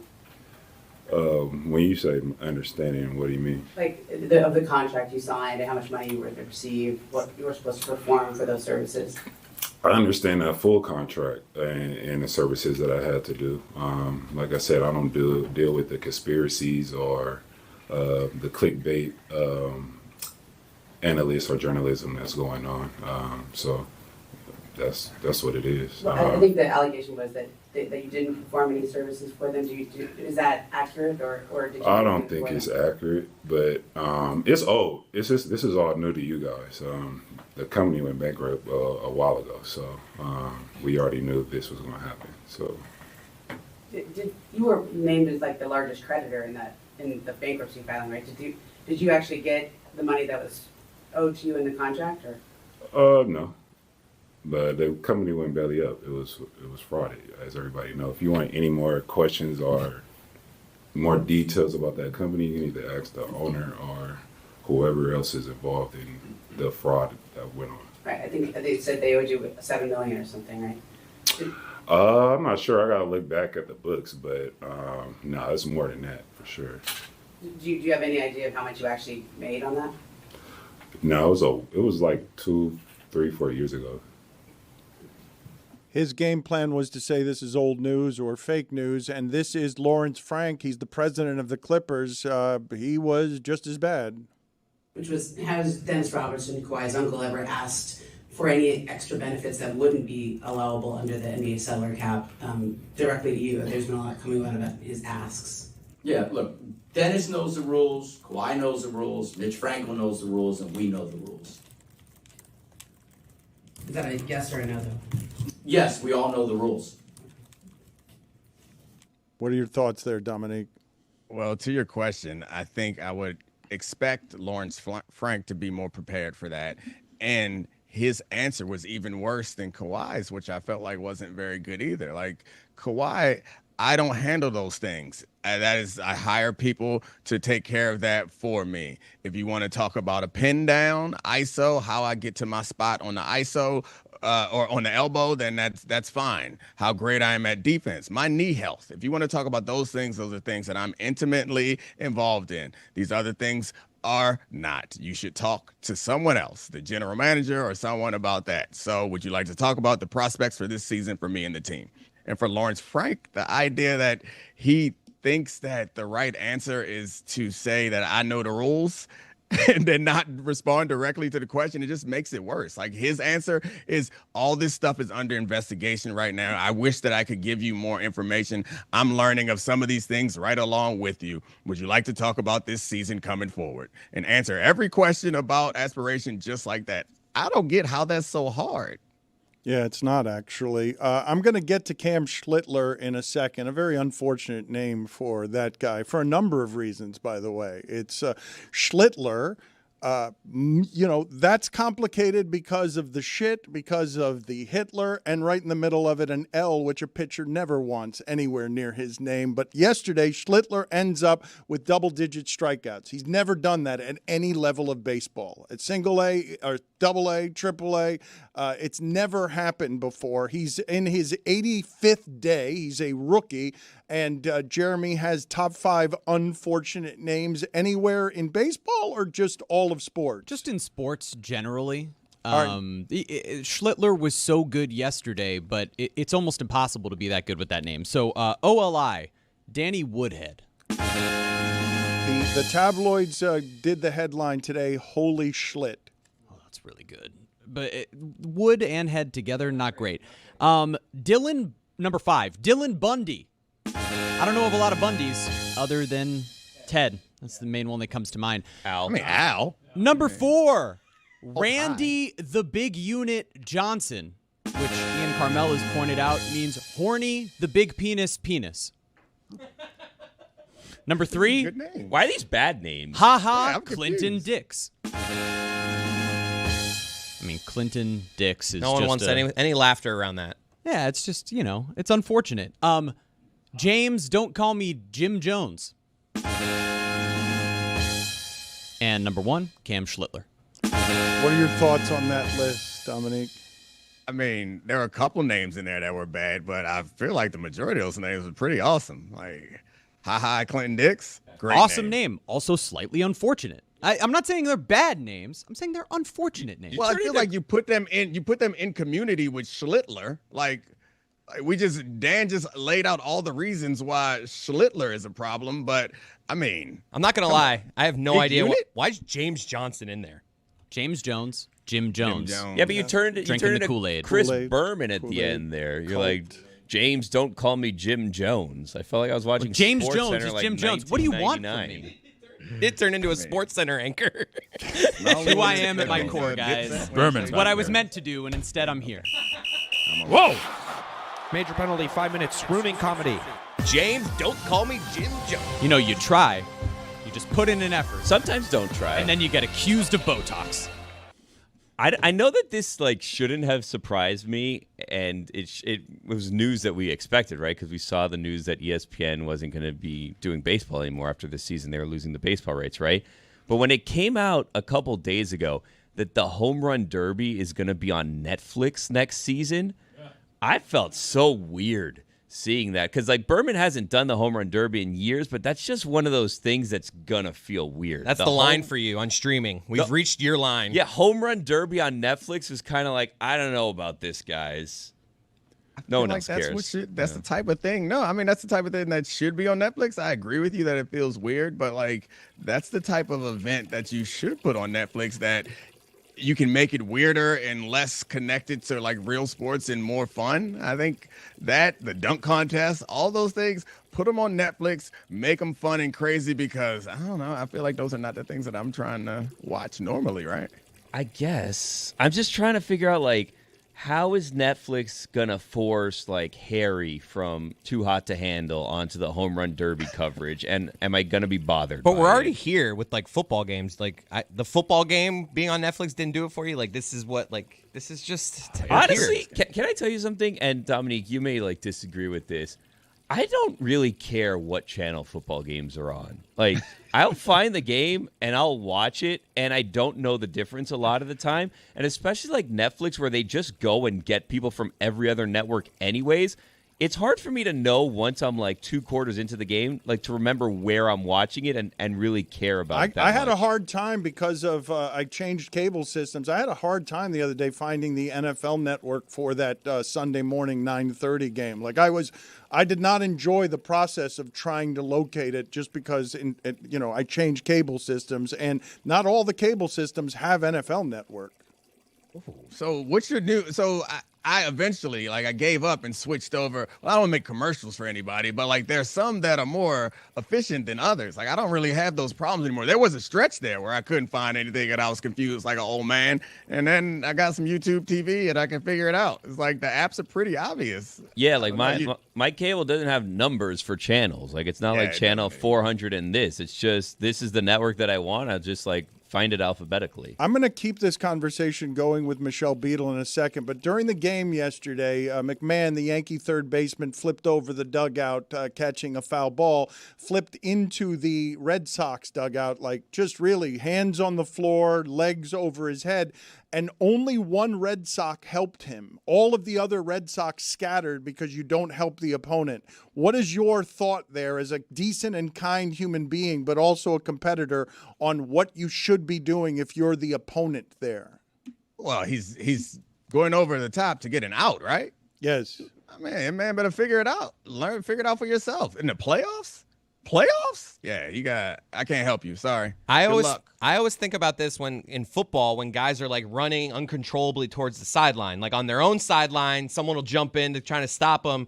Is there like unwritten rules with that? Like if it's an opposing player, do you let him just run into the bench? If it's your guy, you try to stop him. How does that go? You're protecting yourself most of the time, honestly. Like if you grab them, it's better for you than it is for them. There aren't really no rules about that. You come into games normally, it's like, yeah, everybody wants to be healthy. If you do something in the course of that game or something before that game, and we know about it, then there's some different rules about how you treat a particular player. Not normally a whole team, but there are really no rules about that. We all want to be healthy and safe. The thing about football, though, is it's not like these other sports where you actually do get to hit each other. So like, we're not looking for opportunities to take out some anger or mistreat someone. You're just like, all right, cool. There's a whole nother play where I can come and punch you in the ribs. Why are these sidelines so slippery? It seems like anytime they're trying to stop on the sideline, it's like I feel like that's just a dangerous thing. I think that might be an old thing. I don't think we have that anymore. Okay. They put these tarps down now. Before the game, they have to hose them down so that it's slippery. See you later, Dominique. The Dominique Foxworth Show with Charlie Kravitz. You can catch it with Charlie Kravitz. That is wherever it is you find your podcast. See you later, Dominique. Bye. Coming up on the Hockey Show today, we have Adnan Verkin. We're going to talk to him about some stuff. One of those things just happened to be Kirill Kaprizov's new contract. He is now the highest earner in National Hockey League history. We're going to talk about that with Adnan Verk coming up next on the Hockey Show. All right, as I said last week, Dan sees these previews for Mystery Crate, so let's make it good. Even if it's something we didn't actually talk about, let's just make this episode seem awesome. So we should just lie. We talk about dragons. Jeremy once fought a dragon. Yeah.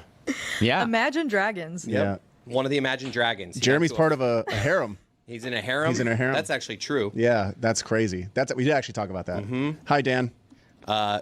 Fuentes thinks my dad's a liar about kicking 50-yard field goals. I don't see any iteration where Greg Cody could have kicked a 50-yard field goal, but that was before you told me he played soccer. I didn't know he played soccer. Do you just think that you and Tony can do anything that can be done, and if you guys can't do it, it can't be done? Billy, I am so incredibly washed. All I did was kick a few field goals and run around, and my hips are on fire. Like, I am literally on my deathbed. I'm checking out. I'm done here. That's terrible. Check out this episode of Mystery Crate. on YouTube as well, because I swallow a knife. Whoa, you did do that. Mm-hmm. More like a sword. Billy also psychoanalyzes. Man. Almost I'm tired. tired. I'm tired. I'm going to bed. Sorry, Dan. Boo.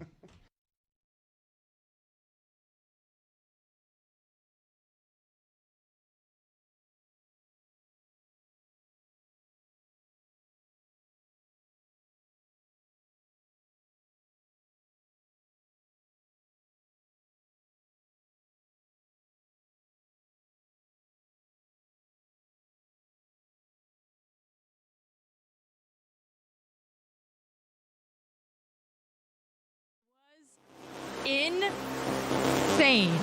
Okay, so spoiler. Do not listen if you don't want to know what happened in the last episode of The Lord of the Rings, Rings of Power. So Galadriel and Halbrand, who everyone thinks might be Sauron, they go from Numenor back to Middle-earth, and they're in the Southlands.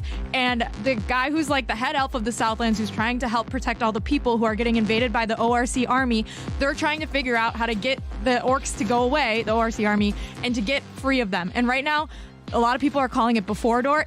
We think they're in Mordor before it becomes Mordor, before Mount Doom erupts. Interesting, because there's been a mountain that they've shown a couple times in different scenes throughout the series, right?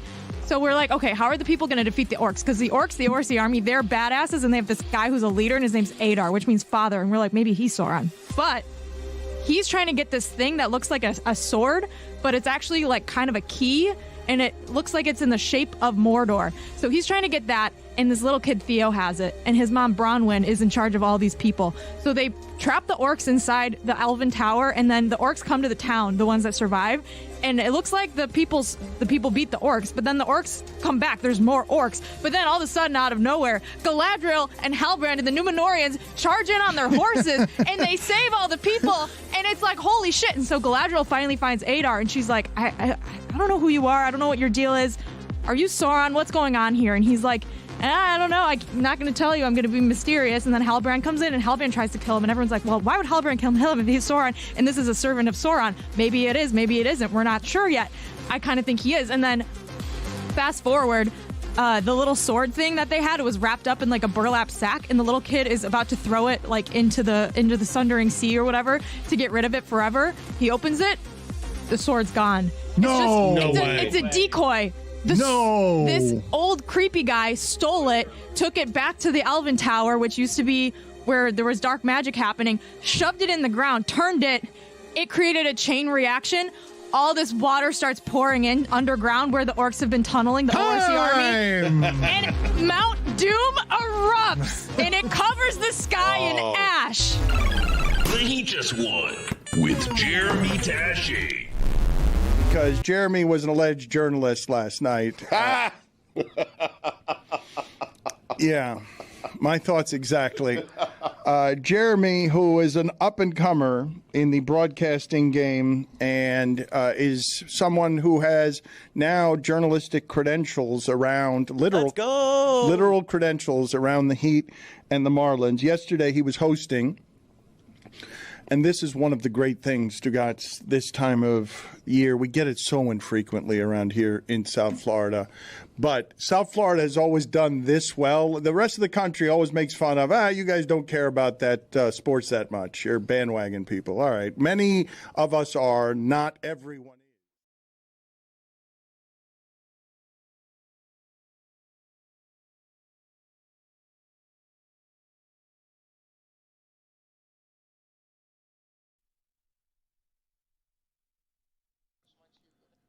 Before we get to Michelle Beadle here, always happy to see Michelle when she graces us with her presence. Can you give us the Hampton Farms winner here this week on the Hampton Farms Nuttiest Fan of the Week, please, Chris? Yes, Dan. Congrats to the Virginia fans. They are this week's Nuttiest Fan, presented by Hampton Farms, the official snack nut of the tailgate. Keep an eye out for Lucy at Notre Dame this week if you think you are your team's Nuttiest Fan. And this was one of the craziest things I've ever seen. Usually when you storm a field, you have to jump down to something.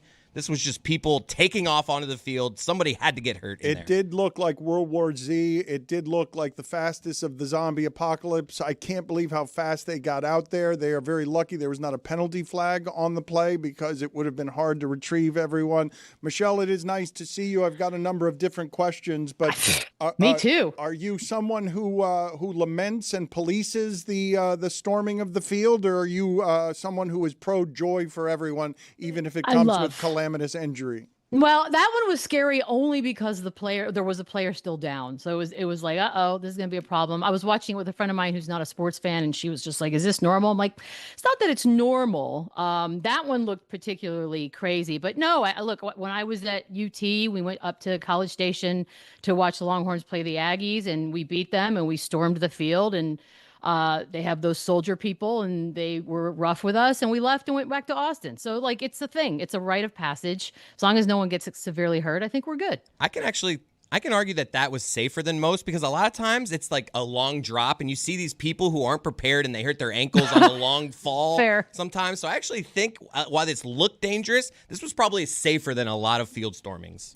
That's a great point. Physics, Thank baby. you, By the way, everyone. Dan, what's the vibe here? I love this for you. I really think this is. It's just in honor of you being San Antonio at your core. Wow. I decided to dress up for you so that you would feel welcome here. And Wow. I never that's like uncanny what's going on right now. I'm having trouble with the mutton chops. They keep falling off because they've got eyelash glue on them and they get stuck to the headsets and stuff. Oh, But I'm going for the glorious. gemstones here, Jesse Gemstone. Obviously. Are you a gemstones person? I'm a huge fan. Love Judy. Was just out in South Carolina, which I guess is where McBride has homes or a home, and never saw him. But that would have been a good celebrity spotting for me. One that I actually would have enjoyed. She is the host of the NBA show Run It Back with Chandler Parsons and Lou Williams. Whenever I see the name Lou Williams, for some reason, do you know what I'm going to say here? I just think of his. Two girlfriends? He seemed to have two girlfriends at the same time publicly and was okay with it, and everybody was okay with it. Have you covered this material with him and Chandler on your show? I'm not on the show. Like our pre-show meetings, honestly, should be half of the show. They are, you guys know how it is. It's like not really the show being discussed at all. It's more about like, if Chandler went to prison, would he be the guy who gets it or the guy who gives it? Well, okay, good. So we have good 7 a.m. talk. But Which Lou, one was it? He thinks he'd be the one giving, but no chance. There's no chance. He's too pretty, and he's pretty for prison. He's going to be popular. But Lou, we've asked Lou because I'm obsessed with it. I mean, he did something before the word throuple was just being thrown around. Lou was crushing that lifestyle and is so nonchalant. Like Lou's the coolest person I've ever been around, without trying. And so he just was like, yeah, everybody knew what was up. There's no lying. There are no secrets. Honestly, it's an honorable way to live. I would suggest he was probably more honest in his relationship than most people are in theirs. So kudos to Lou Will. And what are the well, I don't want to ask too many questions here, but what are the unexpected things that might come up there that people aren't assuming would come up there that would be problematic when you have an open relationship like that? Well, I mean, look, I would think from a person who's not had an open relationship, or at least not one that I knew we were having, is that it's, somebody gets jealous or the rules aren't followed or what. Shut up, guys. Or the rules aren't followed. But the way he was doing this, the way he talks about it, everybody was in on, like, everybody was good. They were getting what they needed, both emotionally, physically. Like, they're all just chill. It made it sound almost like, I'm just not wired that way, but sounded interesting. What are you expecting from your Spurs and Wembanyama? They were quiet last year once he got hurt, and so the growth was a bit stunted on what that team would be. And now Pop is gone. You're expecting what from your Spurs? Because nobody's talking about them. Well, because it's playoffs or bust, as far as I'm concerned, and it's happening. Not play in, playoffs. I don't care what seed. They'll be the last seed. That's fine. But I think that there's Wemby's back, from all accounts, stronger, healthy. We all were watching him, everything he was doing over the summer, silence with the monks and just sort of taking over the world. And so, yeah, I'm a homer. What am I going to sit here and say, another year of learning? No, man, we're not wasting any more time. It's like Wemby time. I don't want to waste any more years. He's had a nice intro to the league. Everybody knows what to expect from him as long as he stays healthy. Knock on wood 1,000 times. Yeah, we're doing this. Yeah, I'm weeing it, by the way. Full Spurs gear behind me. We are going to the Take playoffs. us on a tour here on what is behind you. What is some of the stuff here? Take us through some of the stuff here that's most meaningful to you. we got a Yoda. What's that candle? Is that a candle of your own face? Is that a prayer? No, that's Pop. That's Pop. No, the other one. I didn't think that was your that's face. Tina Fey. Yeah, I know. It could be my face. Look, time's coming. Tina Fey, we've got a glove from when Apple Baseball kicked off and they spelled my name wrong and sent it to me. I'm just honored that was even on some sort of a list. My various I'm not a good weather person. I'm going the wrong way. You've been on television for a long time, Michelle. I figure you'd be better at this. I haven't mastered a green screen. I haven't really had to do one. Spurs shoes and my Ricky Ricardo. Yeah, he's no longer an F1 driver, but he's still in our hearts. I got my marathon, my half marathons, my Timmy Duncan figurine. Yeah, no, it's and then above it, 1,000 pairs of shoes. So it's a good setup. The Yoda, what's happening with the Yoda there? He's just it's like a god to me. He's got interchangeable parts. You can give him a lightsaber if you want. Otherwise, he's got his nice cane. I keep the cane up, just keep us all humble, How about the books? Pick one of the books there that you like that has some sort of meaning to you of any kind. I'll filibuster for you here so you get some time I like the Big Bad Book of Bill Murray, just because I think all things Bill Murray. And then honestly, hold on. There's two of them, right? Because they were written by friends, and you guys know how it is when friends write books. You're like, all right. So my buddy Bill Schoening covered the Spurs. He did radio for the Spurs for I'm not even kidding, 30-something years. He just retired. And Josh Wolf is my guy, and I will read anything that he puts out. I go see him whenever he's in town. He was a single dad for a while, and that's not usually the way that goes. So he's got cool stories to tell.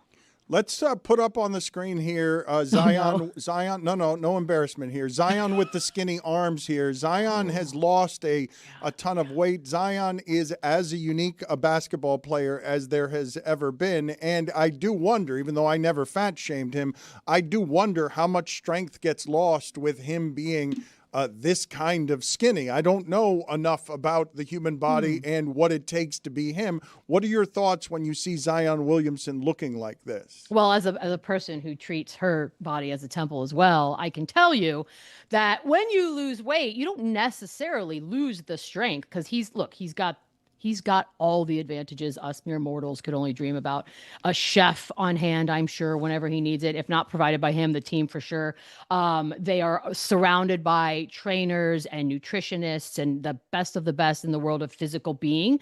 So I don't think I think if anything, he'll be faster. I hope that this will keep him from being more injury prone.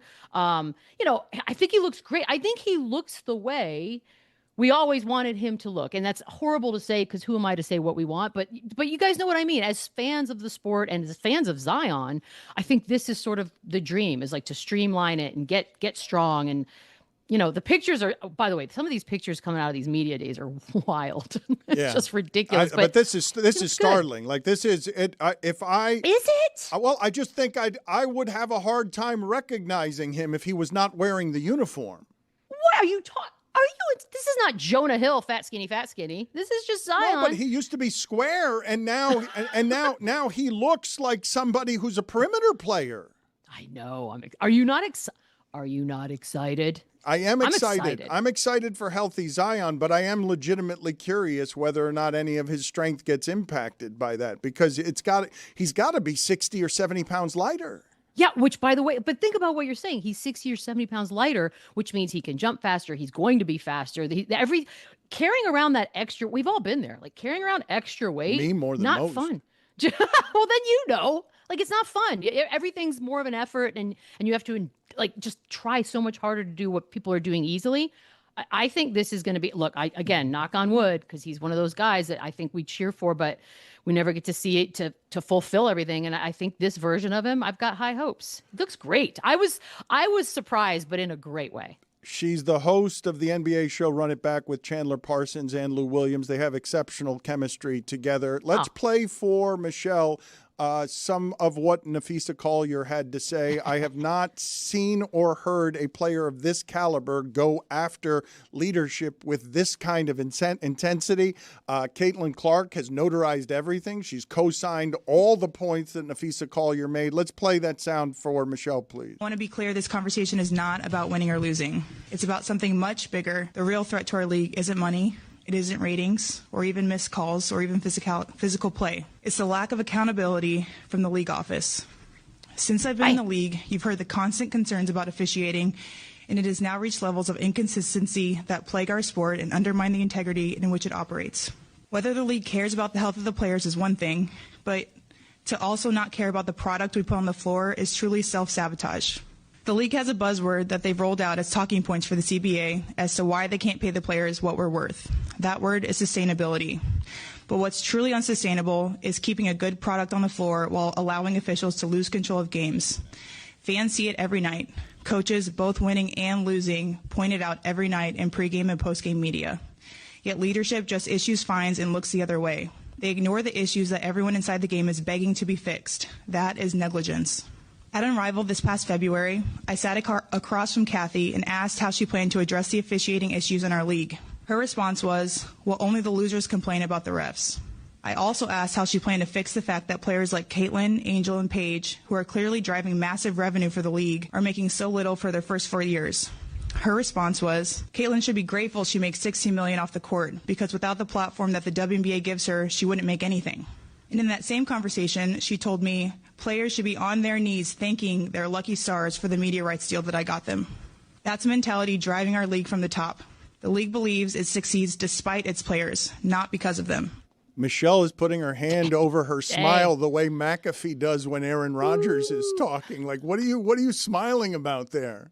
I mean, first of all, yeah, this is not going to end well for Kathy, but it is shocking, right? This is not a woman. Nafisa Collier is all class. She is very highly involved, not just in the WNBA. She's got her own league that she started with Brianna Stewart. Like, so she's not someone who just sort of sits off to the side and watches. She's involved. She's engaged. She's in it.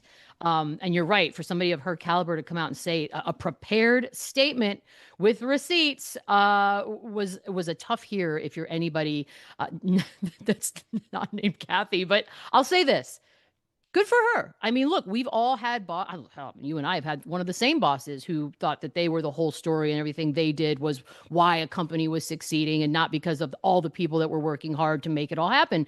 And sometimes when a suit will actually say that out loud, which again, we weren't in the room with Nafisa Collier and Kathy, but I have to believe her, right? Maybe there's a context to it that we're not getting and we'll never know.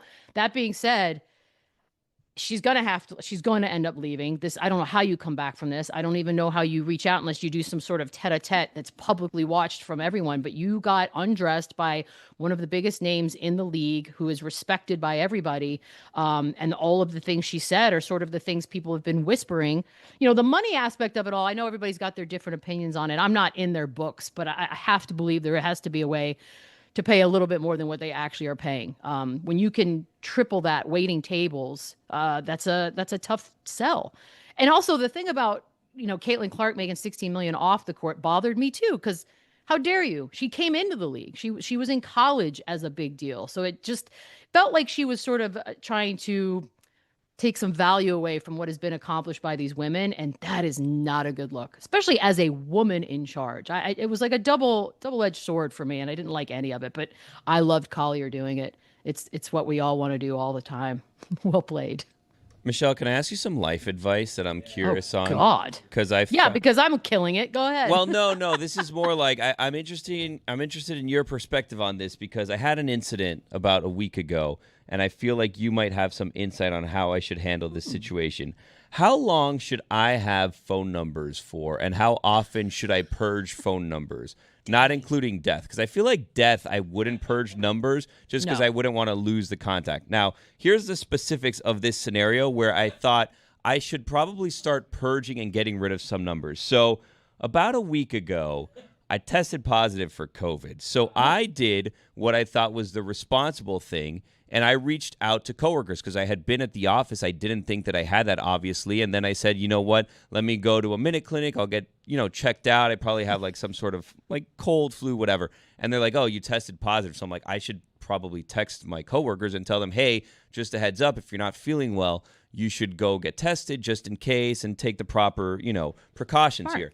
So I texted, instead of texting, we have a lot of people here. So instead of texting like 15, 20 people on one chain, I did like little groups based on, the departments or where I was hanging out with them or whatever, right? And I didn't want to tell everyone because I don't want to be out there freaking everyone out. There's people that would be unimpacted by this. So I went and I texted this group in this room and I said, oh, guys, just in case, just so you know, I tested positive. I don't want you to be, worried, but I also don't want to be the irresponsible one that's just not telling you about this.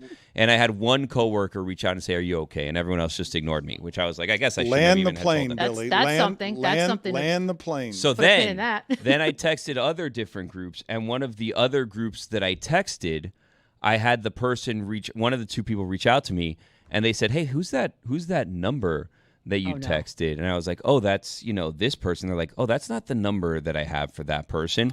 And then I went back and I looked and I go, oh, that's not that person. That is someone that I worked with almost 20 years ago at the mall that has the same first name. And I just have first names in there and not last names. So I texted someone that I haven't spoken to in nearly 20 years. And I said, I hate to, tell you this, but I have COVID and I feel so bad about this situation. But if you're not feeling well, you should probably go and get yourself tested. And again, I haven't spoken to this person in nearly 20 years. And this person, did they respond? They did not respond, which part of me was like, wow, you've become so inconsiderate. And then I was like, let me look They up could to be see- dead. They Well, could be dead, which means then you can't erase the number now. Not dead. Oh, but dang. Okay. this is great. This is a person of the opposite sex. So then I looked the person up, and this person, me and my wife worked together at the mall. So she knows this person. So then in my head, I'm like, I wonder if this person now is going to reach out to my wife and be like, hey, your husband's been texting me and he's telling me he has COVID.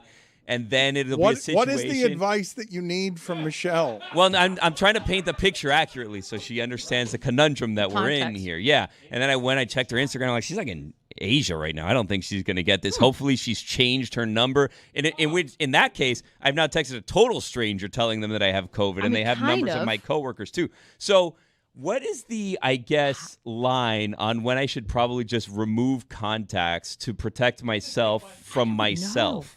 You know what? I don't. Now that you're saying, I don't think I've ever deleted a number because I don't. So you have those friends that constantly are changing their numbers. So I always put their name with like the new date, so I know whatever the last number was. But do you delete their old one? Because I don't. I'll just have like this person new, and then I'm like, I will literally never need their old phone number. But then they got a new one after new, so I'll either put like new or new 2025, and then was like Chris new after Chris new 2025. Like I don't know. No, I put the actual date. Like Sean Elliott is known for changing numbers a lot. So I constantly am like, I don't know. Like right now, I'm not even 100% sure which of these is the current one. If maybe there's even a new one. I have no idea. I would never delete anything because why? But at the same time, you should mess with everybody in this. Send her a picture of your wee-wee and let's get this thing started. Okay, now that you've opened up not ask this advice. That is a Bad terrible advice, idea. If you're going to get in trouble Thanks with your for wife, nothing. make it worth the time. Yes. Don't delete anything. Horrific advice. Thank you I know, for that's why I nothing, was like, Michelle. Why would you ask me for advice? Hey, you have a Not. birthday coming up. Are you a birthday month person? Or No, but it are is you like it an is adult? a big birthday. It's 50. Oh, so yikes. yeah. So I kind of feel like if I'm gonna do, and I got enough friends with money. Yikes! I'm excited. Why did you do yikes? 50, I was gonna guess 40. It's almost over. Yeah. Yeah, I'm definitely on the very backside. sad, But yeah. all my friends with money, if you're listening, put your monies together and get me something nice. This is a big birthday. I don't want cards. I don't want a cake. I don't want a donut. I know what y'all are working with. Let's do it. Let's make it happen. This is one where you text all the Sean Elliott numbers just to make sure he gets the message. So he knows. Where does that rank? 50's a big one. Like where would we 50's put top that? 5. It's got to be top Definitely. 3. No, it's got to be Top 3. Top 50 for sure. I would think that I would think the order would be some combination of 150 and 18 are the three 16. big ones. No? Wait, is it 18 or 21? 16 and 21. 21 16 probably, you yeah. drive, 21 you can drink. Oh, that's a 10's a great big point. one. 10 10 you is always not a did bit. feel Stop 10 it. is a big one. Double digits, You Michelle. guys are 13. 10. I have arrived. I am double digits now. No. Get this that is 9 not. out of here. I'm 10. Where is 50, Michelle? Where? And if you had to rank Now it it and be feels- accurate with the ranking, where is it in the top 5? Honestly, I feel like it's 1. And maybe it's because I'm sitting here looking at it, but also because, when you are 21, 50 seems like 100. And I do feel like, you don't know what you're going to feel like when you're 50. You don't know what you're going to look like when you're 50. Like there's a lot going on. And I feel great. So I'm just sort of like, all right, we're going to enjoy this one. Plan a good vacation for next summer. And then, keep it moving. What'd you do, Dan? We had a big party down here. We had a Moss Miami party down here that was a part of the celebration where I invited just about everybody from my life down here for there were Where were you, Michelle? Thousands of people there. Not invited, but that's Oh. just classic Dan and me. Like this is the kind of friendship that I can't. To him. I don't care. I played. Good luck. I played the wrong one. Wishing yourself a happy birthday, huh? Damn, Dan. Yeah, Michelle, thank you for being on with us. Always good seeing you. A reminder, she's the host of the NBA show, Run It Back with Chandler Parsons and Lou Williams. Always nice talking to you. Thank you for stopping in. You too, guys. I always love it. Do it more often. I was watching during some of the baseball yesterday, and I saw that a commercial. Josh Johnson, not the former Blue Jay and Marlin, but the quarterback, Josh Johnson, has a commercial because he's played for 14 teams, and so he was just going through the jerseys, but none of them were authentic NFL jerseys because you have to pay for that. And whenever I watch the commercials, and the commercials have an athlete who's not allowed to wear the gear because that costs extra to put the gear from the NFL in your commercial, it cheapens the product for me. I can't take the product seriously, but I thought that was good work by Josh Johnson's agent to get him work when he has played for 14 NFL teams. I thought you were talking about there's some company that does the bit of like, I need a backup, and it's just like random backup quarterback comes in to help you lift this picture in your. I know Case Keenum has been on there where he just shows up. You need a backup, I'm there for you. But John, that's a good agent right there. Baseball loves stories like the one that I'm about to tell, which is I was mentioning earlier with Dominique that the Yankee third baseman, McMahon, wears number 19 the way that Aaron Boone wore number 19 when he played third base for the Yankees. And the Yankees haven't done much beating of the Red Sox in the postseason since Aaron Boone hit that home run off of Tim Wakefield, the late Tim Wakefield. I saw that both starting pitchers were like 2 and 3. So like basically they have no recollection of any of like the classic Yankee Red Sox stuff. The Red Sox were super hurt, right? So they're starting a pitcher in a deciding game, Connolly Early, who shouldn't be in that situation pitching that game. But the Yankees were countering with Schlittler, who also hasn't started very many games. Do you realize how much adrenaline you have to be on to be Schlittler and throw double-digit strikeouts against the Red Sox when you've never done it at any level? But I wanted to ask you guys if you saw when McMahon goes over the dugout railing and puts his hands on the dugout floor, you saw the Red Sox total indifference in that dugout about the situation that McMahon found himself in, which is a dangerous one.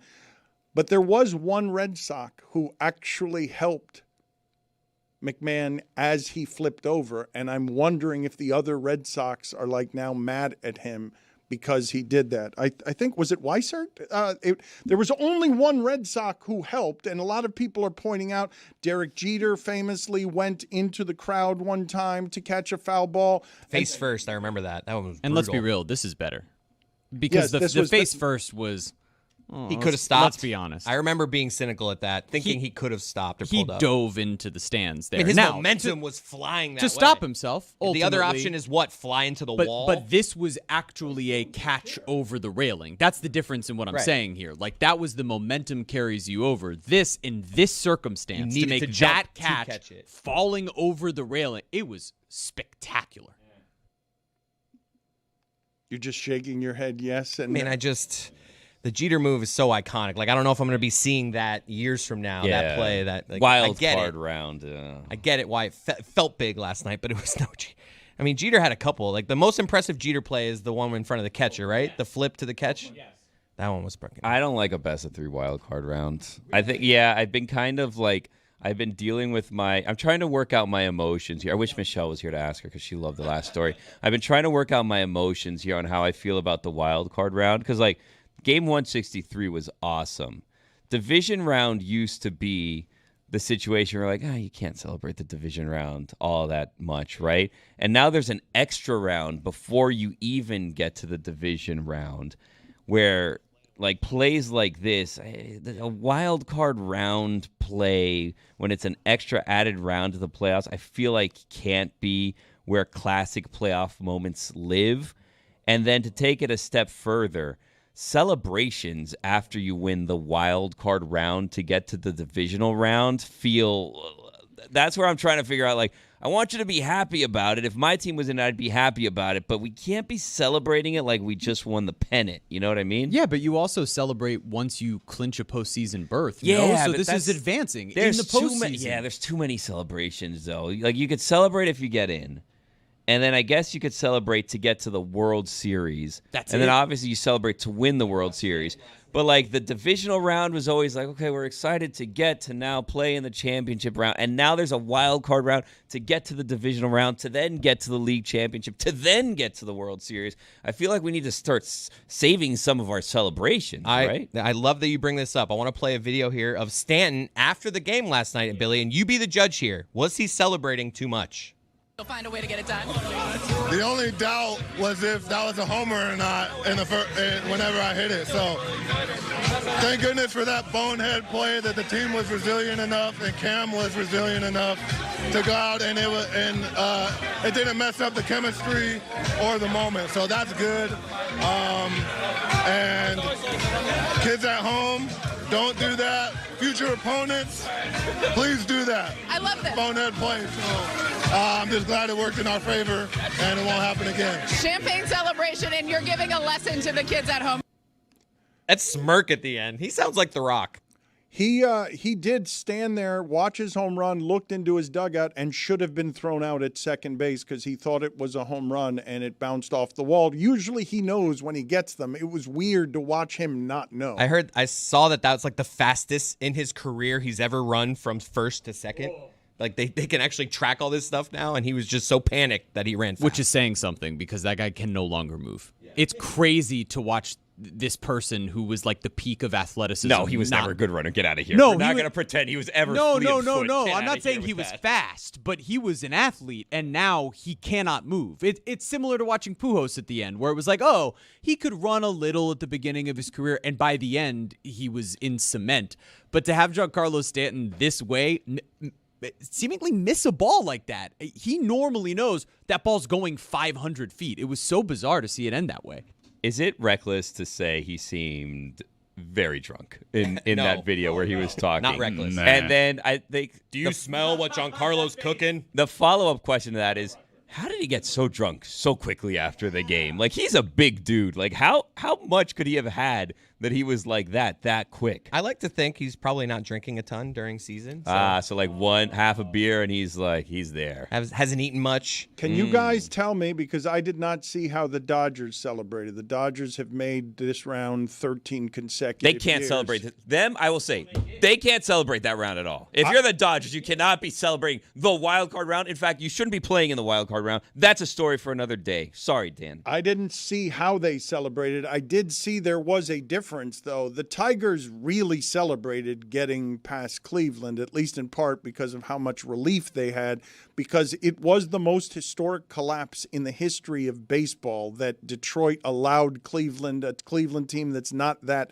good, to catch up to them. So I assume there was a good deal of relief in being able to finally get past Cleveland, because Cleveland spent the last 3 weeks of the season kicking Detroit's ass and putting on them a special kind of misery. But the Yankees did not celebrate the way Detroit did on the field. It was a more muted celebration, even though for 20 years they haven't actually been able to get past the Red Sox in the postseason, which represents a total change from all of baseball history when it comes to the Yankees and Red Sox. The Dodgers was similar in that it wasn't a huge celebration on the field, but afterward, a ton of champagne. The photos and the videos coming out of that of Shohei Ohtani and everybody else, they were celebrating, and that was beating the Reds. And in their defense, they do have a couple days off now. We can argue about, like, I think we talked the other day about, like, the disadvantages for the teams that had to skip this round because they're going to be rust versus rest kind of thing. And I heard that they all had scrimmages because everyone's worried about having too much time off. So all the teams that were off had scrimmages, intramural scrimmages.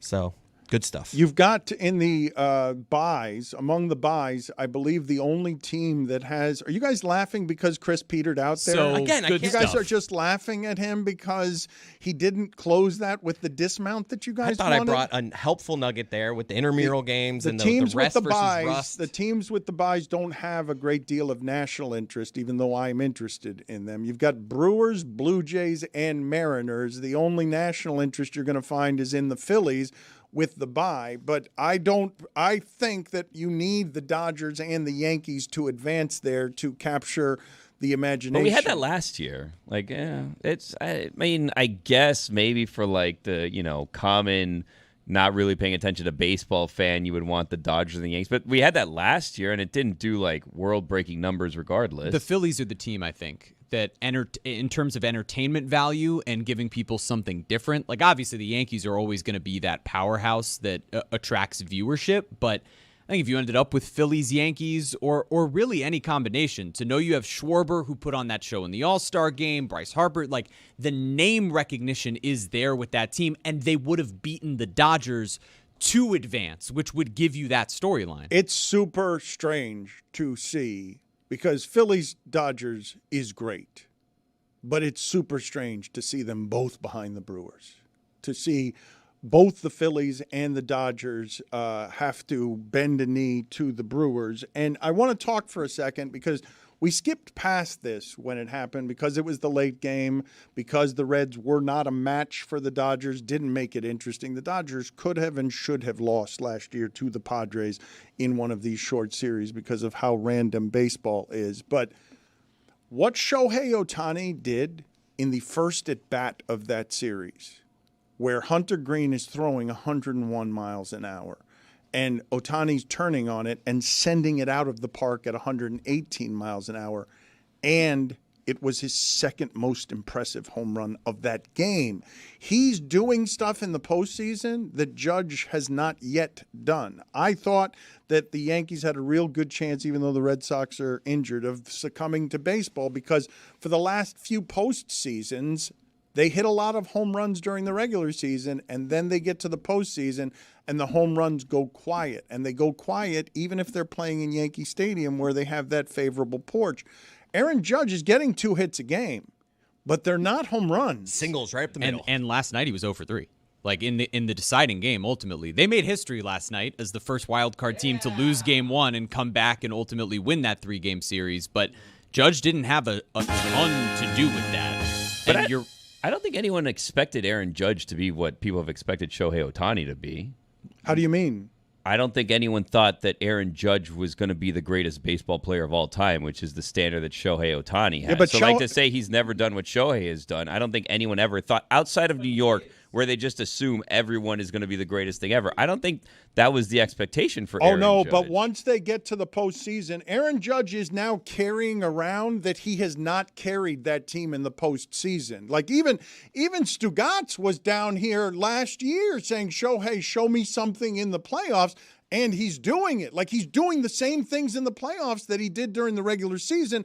Aaron Judge has not. Aaron Judge, what are Aaron Judge's power numbers in the postseason? Go ahead and look it up for me because he's carrying around the burden of, hey, Aaron, when are you going to show us power in a postseason? Because you're an absurd baseball player, and you just had one of the most absurd offensive seasons I've ever seen, either steroid division or non-steroid division.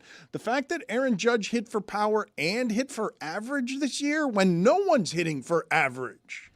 Aaron Judge's career OPS in the regular season is 1,028. In the postseason, it is 768. It is a giant drop-off in terms of his slugging percentage, and it has weighed on them for years. Giancarlo Stanton is the reason that they made that run to the World Series last year. We learned this on the pitch clock this week. He's 4th in Yankees franchise history in RBIs. Giancarlo Stanton because of last in year. Yankees franchise history. It's nuts. It's a the bit of a postseason cheap player code that he's been because of the extended playoffs now, but yes. Of course it is. No.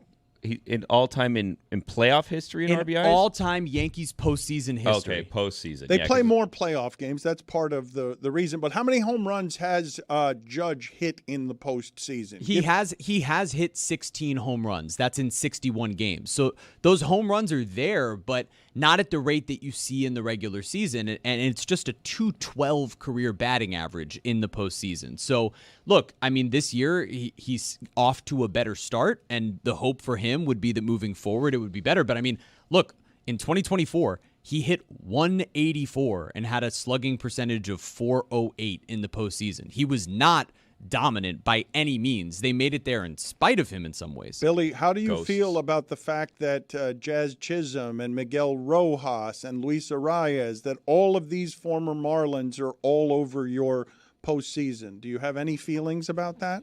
No.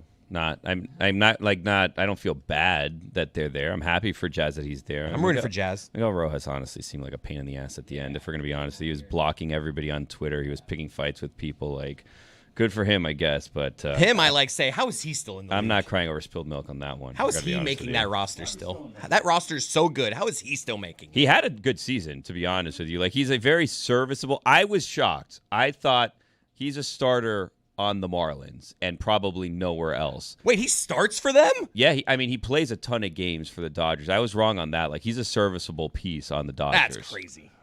Also crazy, Roy got a glove from Apple the same way that Michelle Beadle did. No, you did. Your name's on the glove. Oh, it's mine. You were showing it to me. I thought you got one.